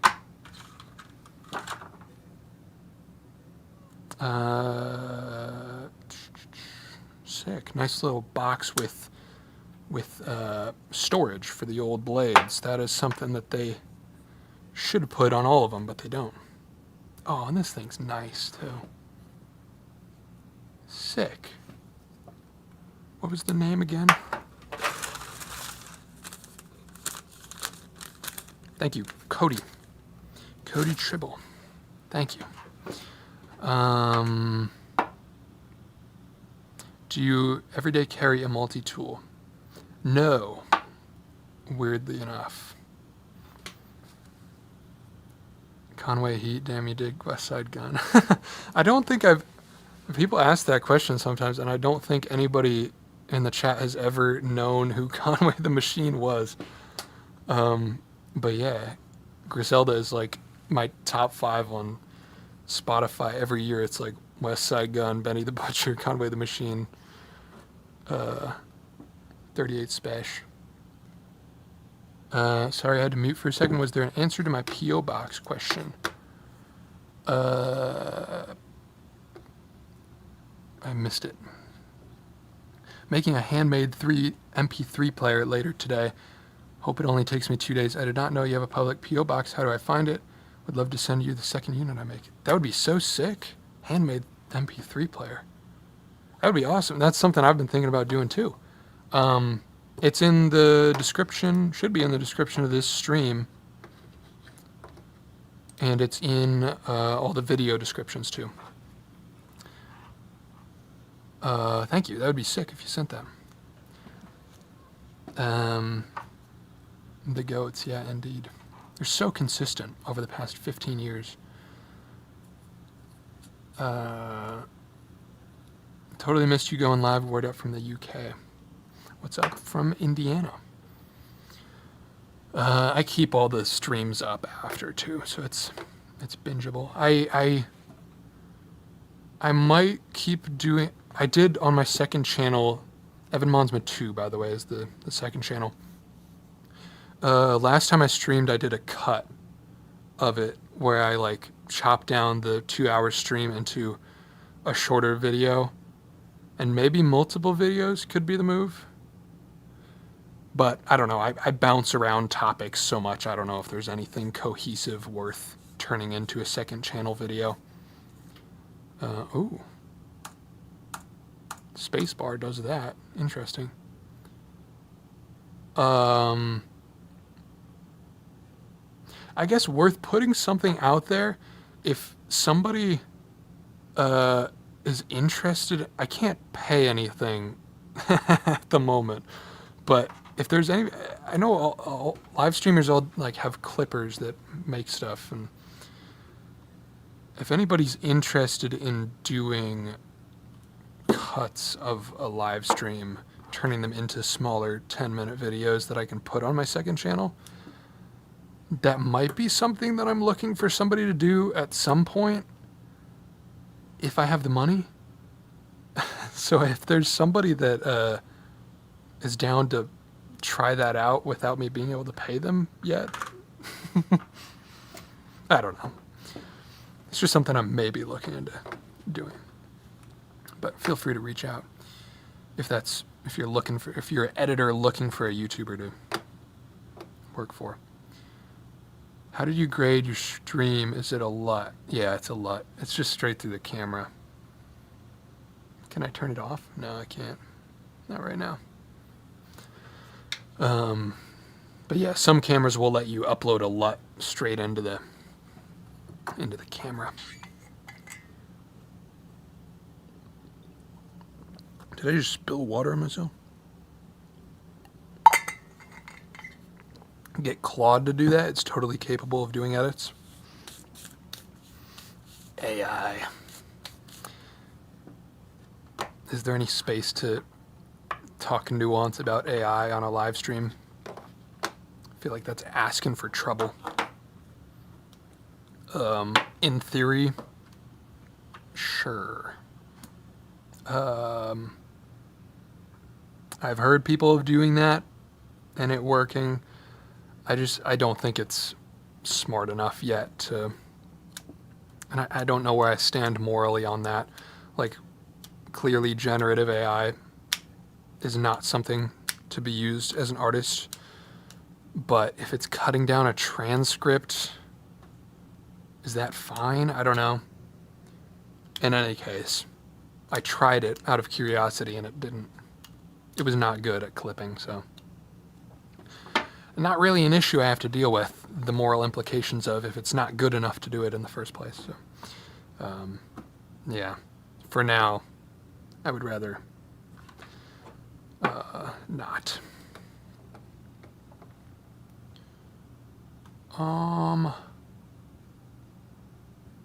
AI, angry fish shake emoji, yeah. Build your own AI out of scrap wood. Yeah. Thoughts on Van's AI videos recently? I haven't watched all of them, so I don't know. I think it's a little out of touch. Whatever. I don't want to derail the whole thing into that.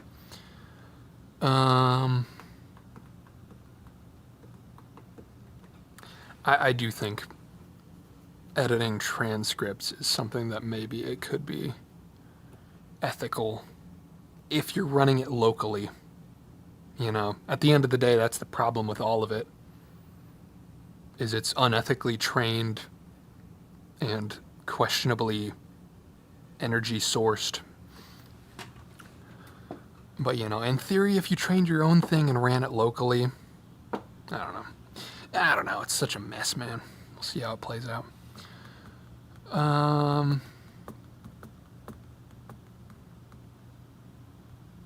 in Sweden and really love your warm and inviting take on making. Keep up the good work. Thank you. Appreciate it. Been watching your videos for a few months, but this is the first live I've seen. Hello from Portugal. Hello from Indiana.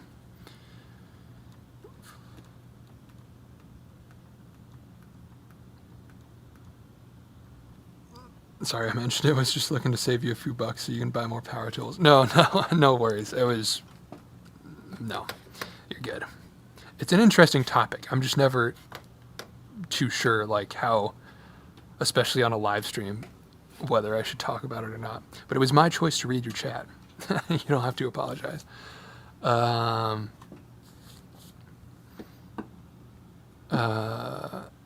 Don't bother. We would have to worry about ethics. We wouldn't use YouTube and phones. It's a good point.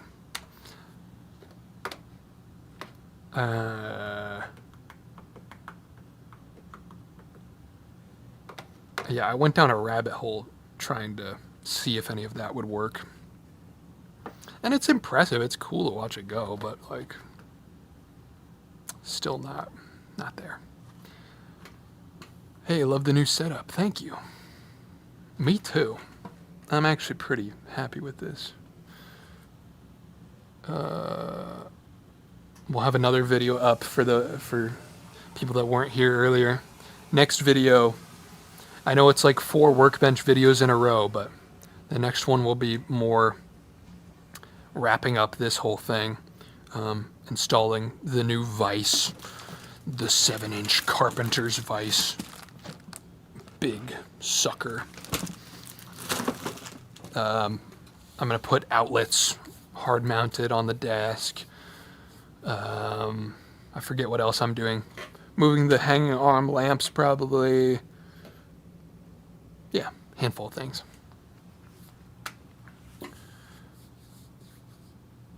How reliable do you find your Seiko? I have one, but it's in repair more than on my hand. It keeps messing up as soon as I knock it even slightly. You might have a lemon. I've never gotten mine serviced, and they still work. I broke my 16 to 50 lens. Is it worth a new lens, or should I fix it with a $30 part?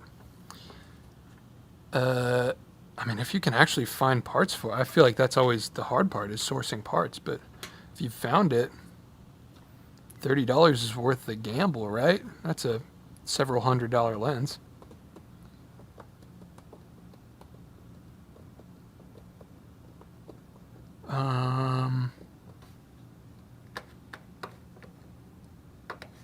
You should take the camera and rant about stuff you show us.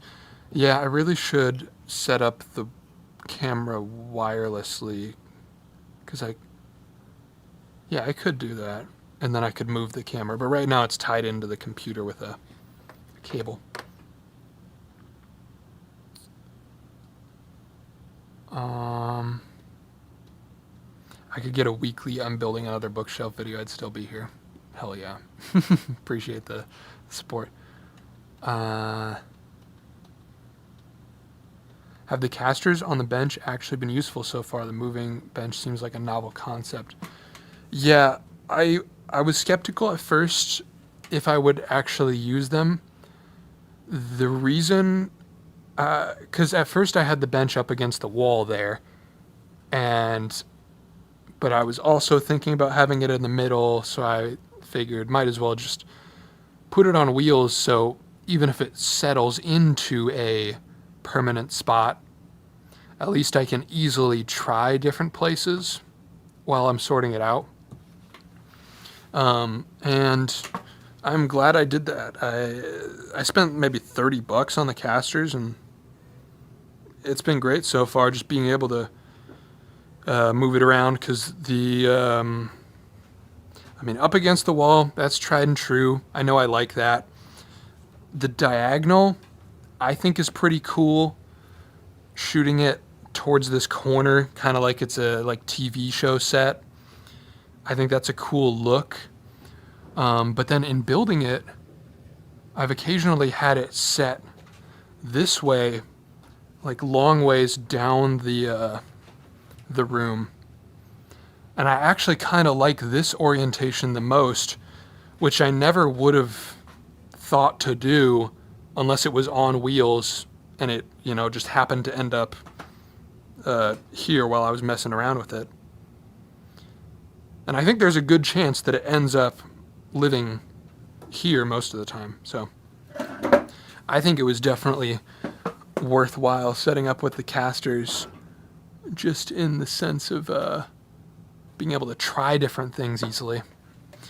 I still need to move this light socket up here because the top hits it if I come at it at the wrong angle. Ow. What did I just hit my... Oh, there's a clamp up here. Huh.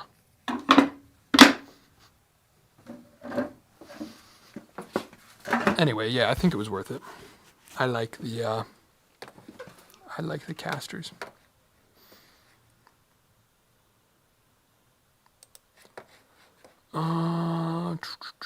Where was I? Oh yeah, there is a way to link OBS to my phone. I've done that before, but right now my phone cameras don't really work.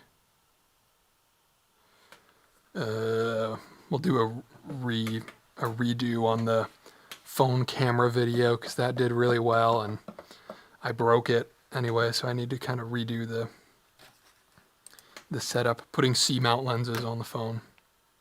I'm going to redo it with the bigger sensor because it was on this one, but this camera has a bigger sensor, so remake that. The diagonal certainly adds to visual interest, also helps it's such a unique piece. True, yeah. Big fan of the ending shot in the last video. Hell yeah. Yeah, when I first got the caster wheels, I rolled it into that position, unplanned, and I was just taking test shots to work on my new color grade, and I was like, that is just the coolest angle, and I never would have thought of it if the bench weren't on wheels. I'm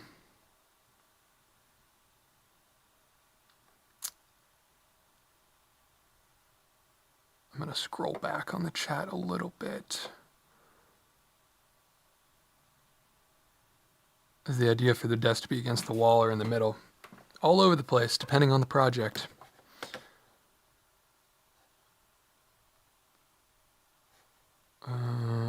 New space has depth of field now. True. Yeah, it's a little longer. I was probably super out of focus while I was walking around there too.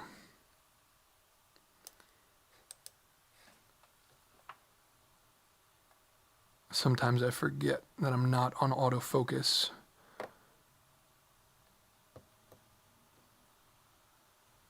Because I kind of broke all my autofocus lenses.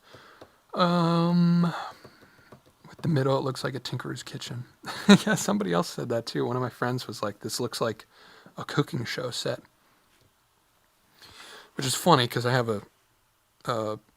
like one of those meal kits as a sponsor in the next video, so it kind of will be.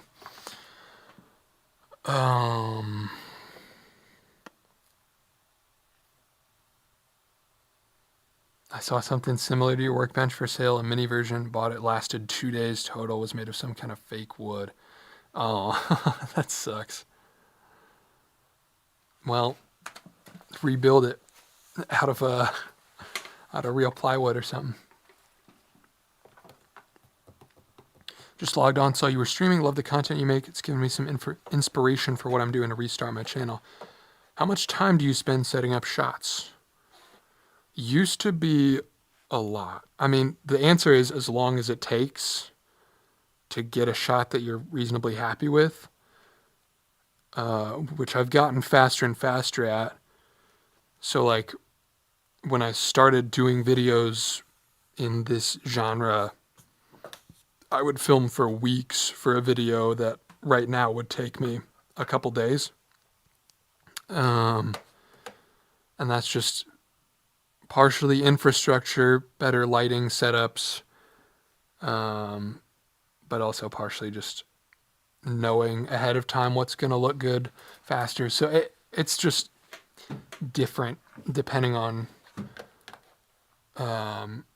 you know, how much you've filmed in the space that you're in and how much you've filmed the types of subject matter. Like, you know, me filming a video building a giant shelf is a lot different than filming a video modifying my tiny iPhone sensor, you know?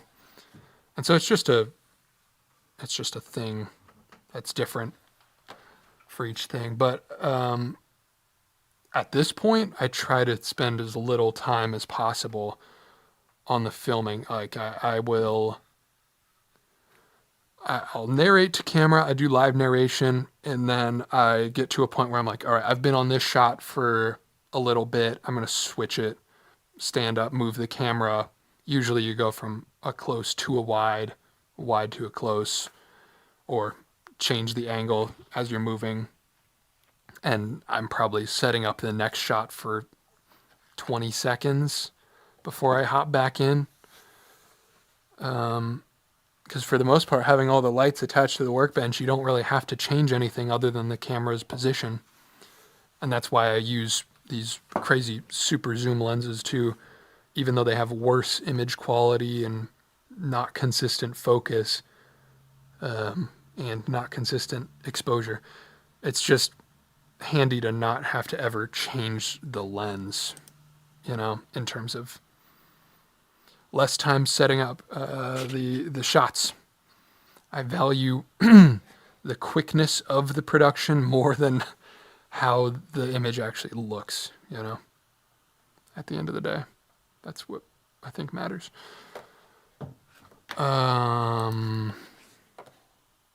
Yeah. Is this your FX30? Yep. Yeah.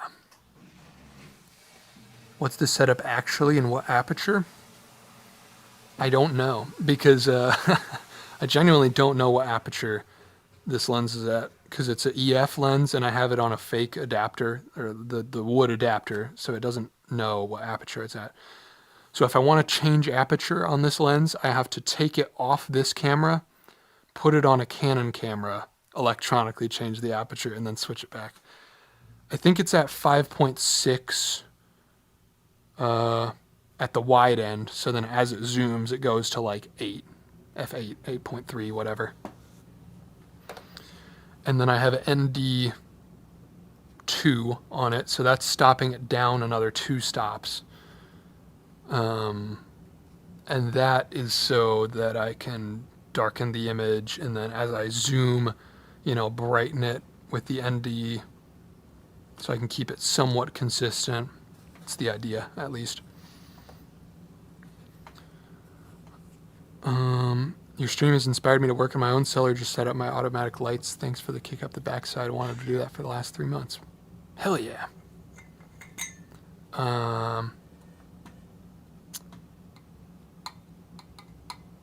Love your stuff, man. What is some of your background that leads you to this more rugged / high-tech lo-fi projects? I don't know. Just growing up in the Midwest, I think has instilled me with a lot of no-nonsense sort of philosophy in making things and not being very flashy and not spending a lot of money. And I think everything, all of my building style is sort of downstream of that.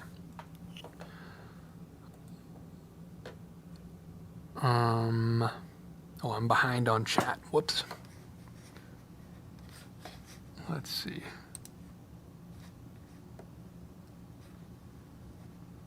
I want to see if standard 5/8 metal tubes fit inside standard 15mm cinematography rod fittings.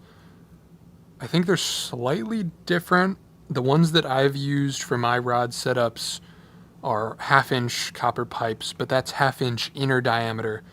So outer diameter, oh, I'm out of focus.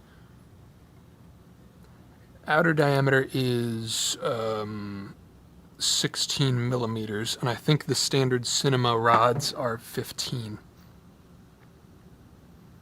So 5/8 would definitely be too big. 1/2-inch is what you're after.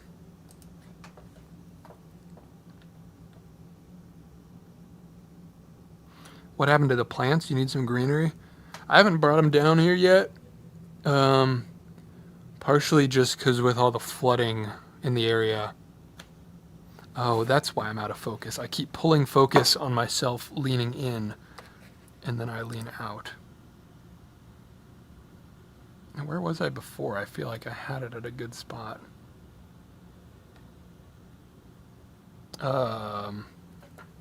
There we are. What was I talking about? Oh yeah, the plants. Yeah, I'll bring some of them down here. I just wanted them to get accustomed to the move and not have like, I didn't know how many bugs were going to be down here or whatever, because you don't want them getting eaten or whatever. So we'll see if I can seal off the windows a little better, and I'll move the plants down here. But yes, I agree. I very much want the plants back in the workspace. I don't know how much dust is bad for plants, because they do end up getting sawdust on them, and I'm sure that hurts the photosynthesis. But I don't know how big of a deal it is. Your videos are dangerous for my ADD. I've nearly bought a 3D printer to follow in your footsteps at least 3 times. The wife says we have to be financially responsible. Well, you know, you can get a really good printer, not to be devil's advocate here, but you can get a really good printer for $200 now. You need to find $200 worth of stuff that she wants to buy and 3D print them. Get good at 3D modeling and then just like make her trinkets that she would have spent money on anyway. And then it pays for itself. Because the filament costs like nothing. The printer's only $200. You know, that's money, but it's not that hard for it to pay for itself over time. That would be my strategy. Wait a few years and it'll have natural greenery. There actually is a plant, you can't see it, but there's a plant growing in through the door, and I've kind of just been letting it go because I'm curious how much it'll grow indoors. It's an old house.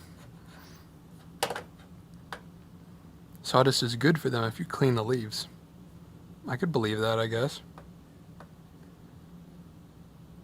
Yeah, when I bought the 3D printer, I printed $500 worth of things for the house my wife had on her Amazon cart and proceeded to explain how that meant technically the printer was free. Yeah, exactly.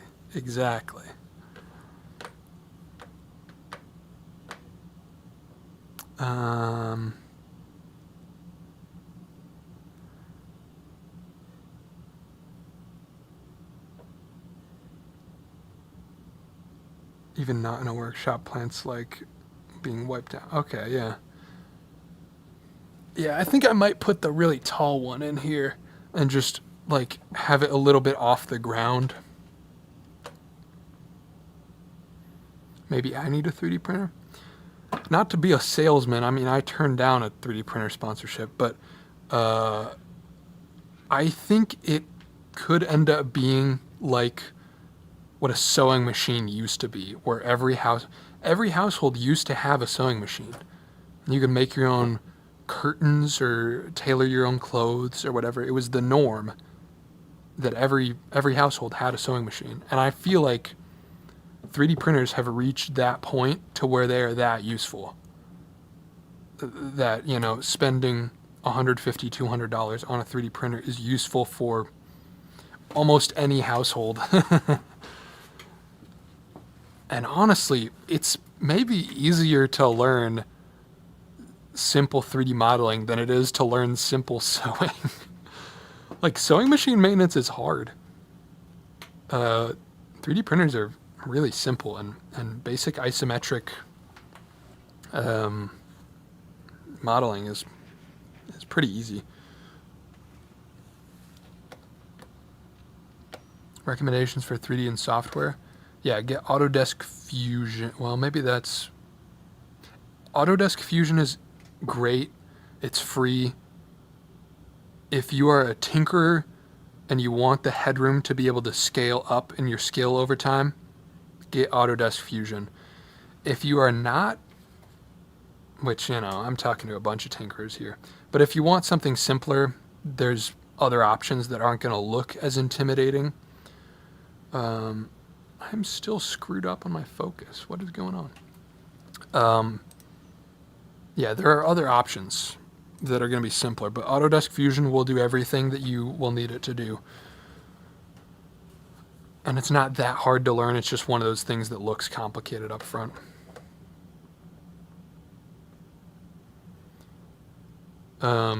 Printers, I don't know. I'm not very well researched on printers. I bought a Bamboo, but I shouldn't have. They're doing all sorts of nasty anti-right to repair things and trying to connect to the cloud, and I would not buy a Bamboo if I had my $300 back. And I mean, it's a great printer. It works. But look at the new Creality Enders. Look at the, what's the other one? Prusa. Look at Prusa.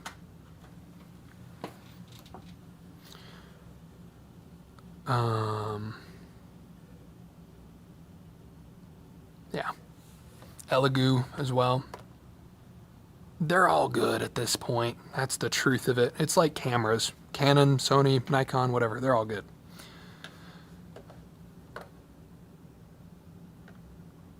Curious how the heck your rug pattern stays visible through all your project work. I mean, I vacuum it, and for the most part, I don't get spray paint on it. There's some marks, but I keep it clean. A lot of people in chat saying FreeCAD. I've never tried FreeCAD, but FreeCAD is really good but intimidating to beginners. Huh. Interesting. I mean, I can't imagine anything more that I would want than what Fusion has. Because I learned 3D modeling on Inventor, and Fusion is basically the same as Inventor, so that's what I gravitated towards. Onshape, yeah, I've heard Onshape is a very good one to learn on.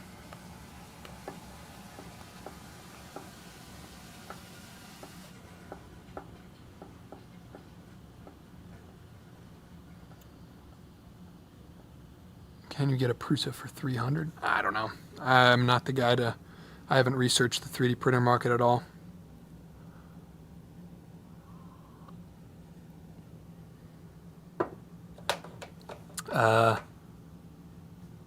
Yeah, when I started messing around with 3D printers, they were like $10,000. Because I was just lucky enough that my school had one. Because some orthopedic company they wanted all the kids to get hooked on engineering so we could 3D model replacement hips for them or whatever. So they bought the school a bunch of 3D printers, which is so sick. So I got to mess around and learn with them back in 2013 or something, which I feel like was pretty early for 3D printers, but they were expensive back then.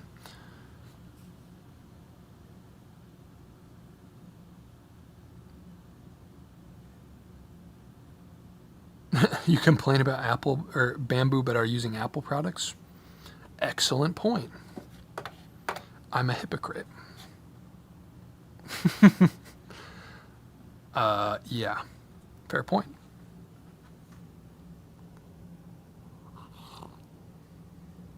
I mean, I still have the Bamboo. It is what it is. Sometimes you buy things and don't research it.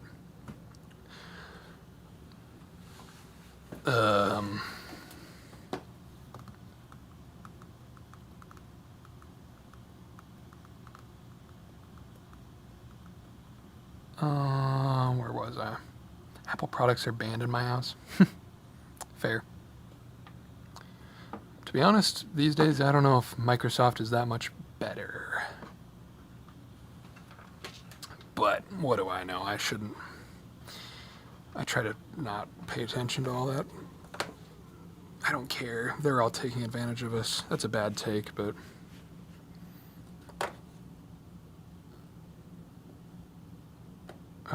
yeah, 3D printers should not need an internet connection.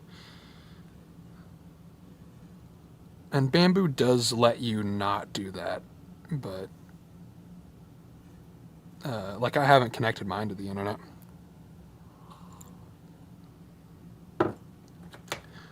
So you'd not recommend the Bamboo? It works for me. I just know that a lot of people, they're... I'm just going to stop talking. I don't know what to say. From what I understand, they're anti-right to repair, but I'm not that well researched on it, and as a moral stand, I maybe would not have bought a Bamboo, but the device works. That's my takeaway. Seems Evan is not up to speed. Yeah, no, I'm not. I just know it's whatever. Whatever. The original Ender 3 worked flawlessly with an SD card. Why not change? Why change it? Yeah, exactly. Ender 3 was great. I would switch to Linux if I had time to figure it out. I had a friend just switch to Linux, so I'm curious about it. Evan is focused on making shit and not arguing in the comments. Yeah. I mean, there's always stuff to get angry about. I've chosen to, I don't know. I just keep doing what I'm doing. My concerns are with how warped the 2x4s are at the hardware store. That makes a much larger impact on my life. And I agree with all of you. I'm not like playing devil's advocate. I'm just saying I am not educated on this.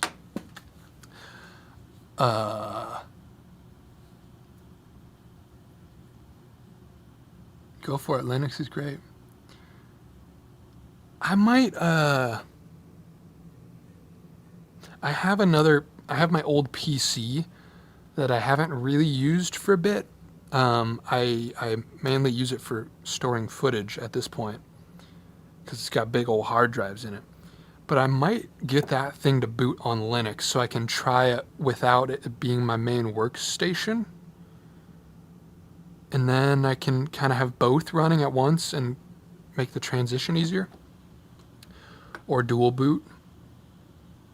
True. Have you thought about making your own CNC machine? I've seen people convert their 3D printers into wood CNC machines. Possibly. Although I may have a CNC machine sponsor at some point. Because there's all these new, I don't know if you guys have seen them, but there's so many of these new like desktop. It's like I feel like there's a revolution happening with CNC machines that happened with 3D printers a few years ago, and I was curious to try one, so I've got one of those to look at some point.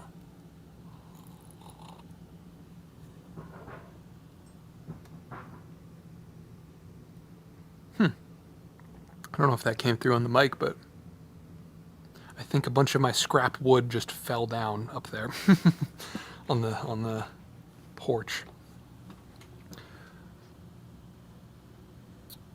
Yeah, but I have thought about turning my Ender 3 into a CNC machine.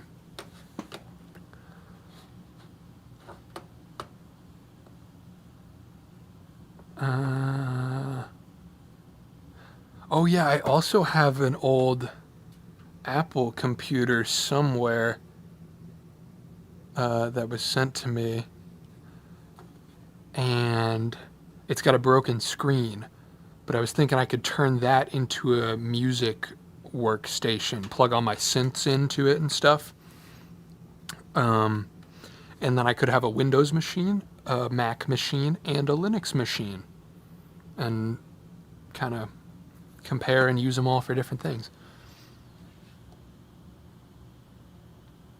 Oh yeah, or somebody stole all my scrap wood. That's what it could have been. I don't know.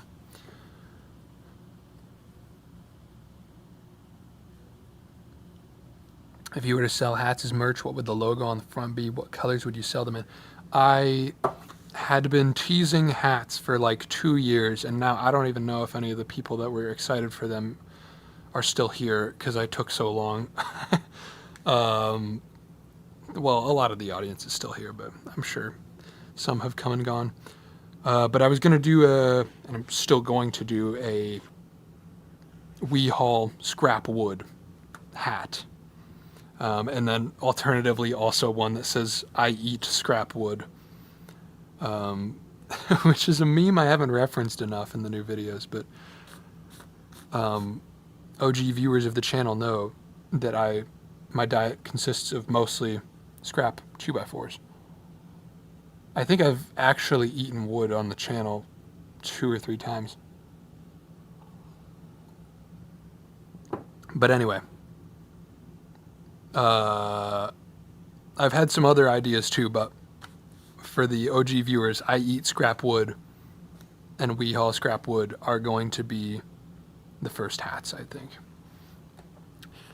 The reason it took so long was because I was faffing around with embroidering on my own blanks and doing it all at home, which is really, really hard for a 3D object like a hat, especially with the heavy canvas hats that I bought to embroider them on. So it just wasn't happening. So I'm going to launch hats that are produced on demand. Sorry, produced on demand elsewhere, and hopefully take the money from that and use it to buy a machine that can actually embroider on hats in my workshop. So that's the plan. Thank you for the $2, EJM. Just got here. You plan on releasing more music? I have not produced music in a bit, mainly because I haven't had like a good space. I haven't like made a workspace for all my synths. I have a piano now upstairs in my house that I got for free. And so I'm going to build around that, like sort of a music production area. And I think I'll be able to get back into making music and make some more songs and then release. I would love to do physical media of all my background music, like cassettes or CDs or something. Once I have like 20 songs, enough for like a 1 hour EP, I think that would be sick. But then also with music, this is a whole other interesting conversation to have, but I've been realizing that I'm not that good at music. There's a lot of things that I've gotten pretty good at or decent at, enough to get by. And music is just something that I'm so, I've made songs that I'm happy with, but my process behind the scenes is such a mess that at some point I might just work with my friends that know how to make music better, like John, and get him to produce some music for the channel. So yeah, I don't know. I will for sure continue making music. It's just been slow because it doesn't come natural to me. I haven't bought a cap the entire 2 years because I wanted to save up for when you drop yours. I'm scared shipping would be ridiculously priced here. Oh boy. Yeah. International shipping, I don't know. It's hard to predict. It is pretty bad to some places. It just depends. I would get an I Eat Scrapwood hat, brown, peak, and black would be cool colors. Yeah, I think definitely earth tones are my vibe. Like a khaki, like tan color, a dark brown, a black, a green. Those are the colors that I would really like to do. Are you on Bandcamp? No, I hadn't thought about that. I should set up on Bandcamp, honestly. Right now, all the downloads for my music are available to members on my site. So if you sign up on my site, you can get that. That's just an extra perk for the people that give me a little bit of money, that support the channel. So all the downloads are up there. Eventually, they will get released publicly too.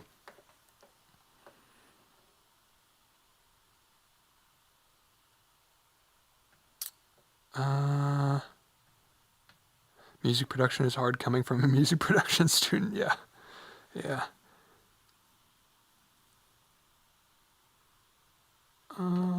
Where was I?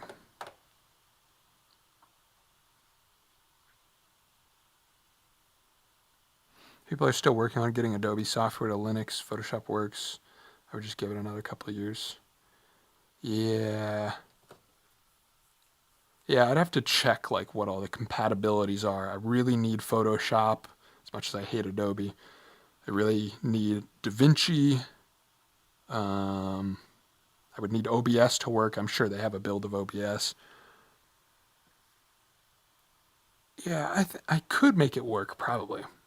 I'm definitely interested to try at some point.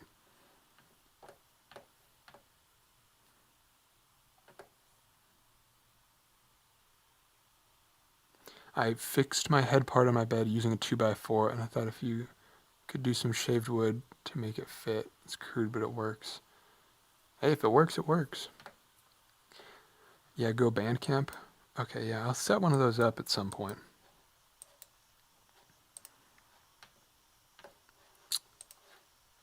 Stop using Adobe. Yeah, I can't. I moved off of Adobe for everything except for Photoshop.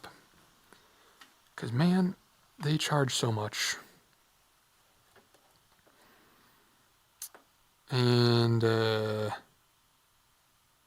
yeah, DaVinci's just better for video editing.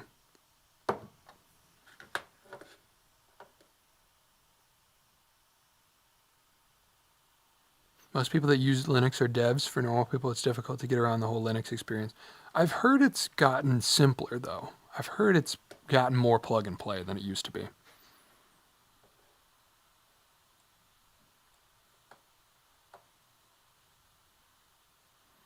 I need to get a handsaw tool just to make my space functional. You make it look so easy.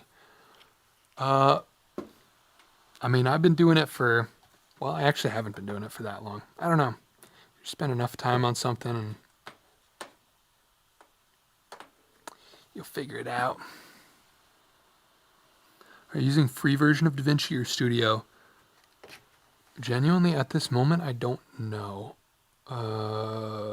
Okay, yeah, I do have Studio right now. I used the free version for the longest time. And I would have bought Studio because it's a little faster. But then my footage is kind of low bitrate anyway, so it worked out fine. I don't need Studio. I didn't pay for Studio. I just have a friend's code. And, you know, also, like, I think it's like a one-time, it's like $200 or something, or $150, I don't know. And I'm always happy to buy a one-time license for software. Like, that's, as long as it's not a stupid subscription. I'm gonna wrap up stream here soon. Last couple questions, though. Oh, wow, I've been going for 2.5 hours. Sick. Premiere is badly coded. Yeah, Premiere, like, is slow as hell. You have to close it and reopen it all the time. Same with Photoshop. I wish I could get off Photoshop. I've tried Affinity. I've tried GIMP with plugins. Just nothing quite does what I want. Because I use Photoshop for a lot of stuff.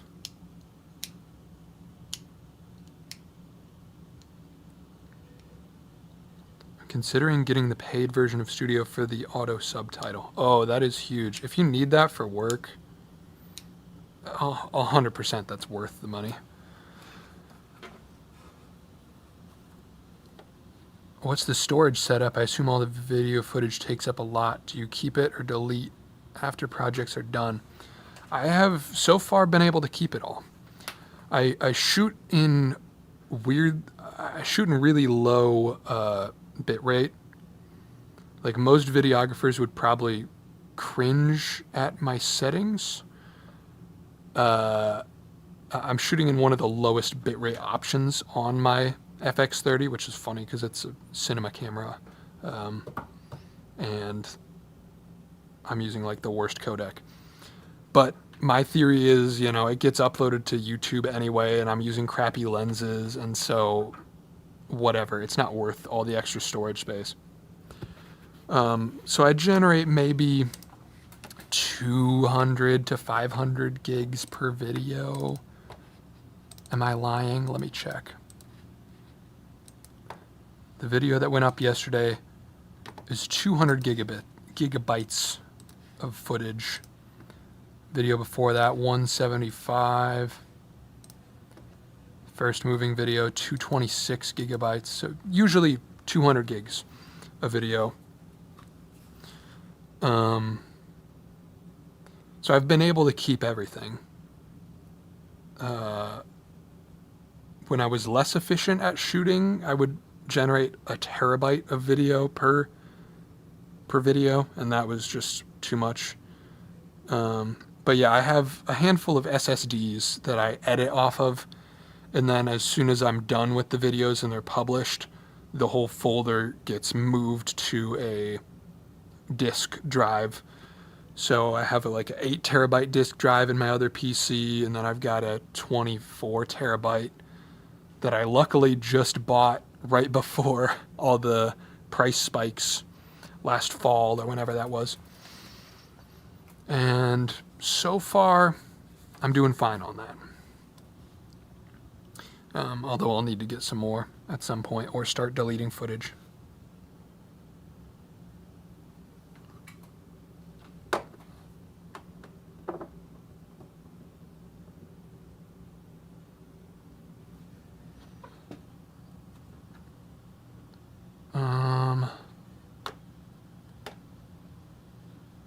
All right, I'm gonna wrap this up. You should use AV1 video codec. It has super good compression. Well, if I could record an AV1, that would be great. I cannot do that on this camera. And once you're exporting to YouTube, AV1 YouTube compresses worse than H.264. So your final export that's getting uploaded to YouTube should be H.264 anyway.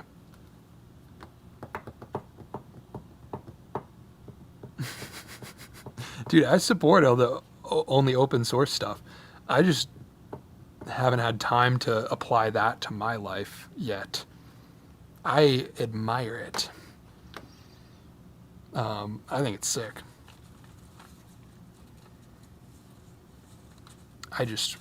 I'm not on the computer enough to spend time optimizing what my tech stuff looks like under the hood.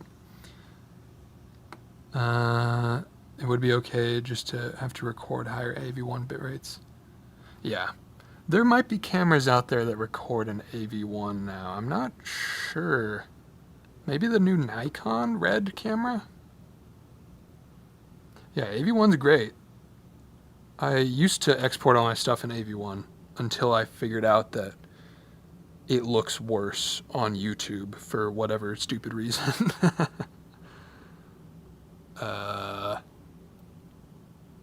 Like I uploaded the same video in both codecs and AV1 turns out worse after the YouTube compression. Anyway, I keep getting distracted. All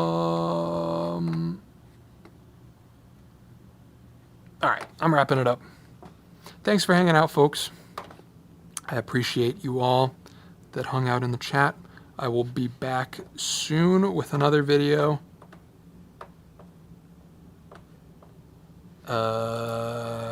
Yeah, another workbench upgrade.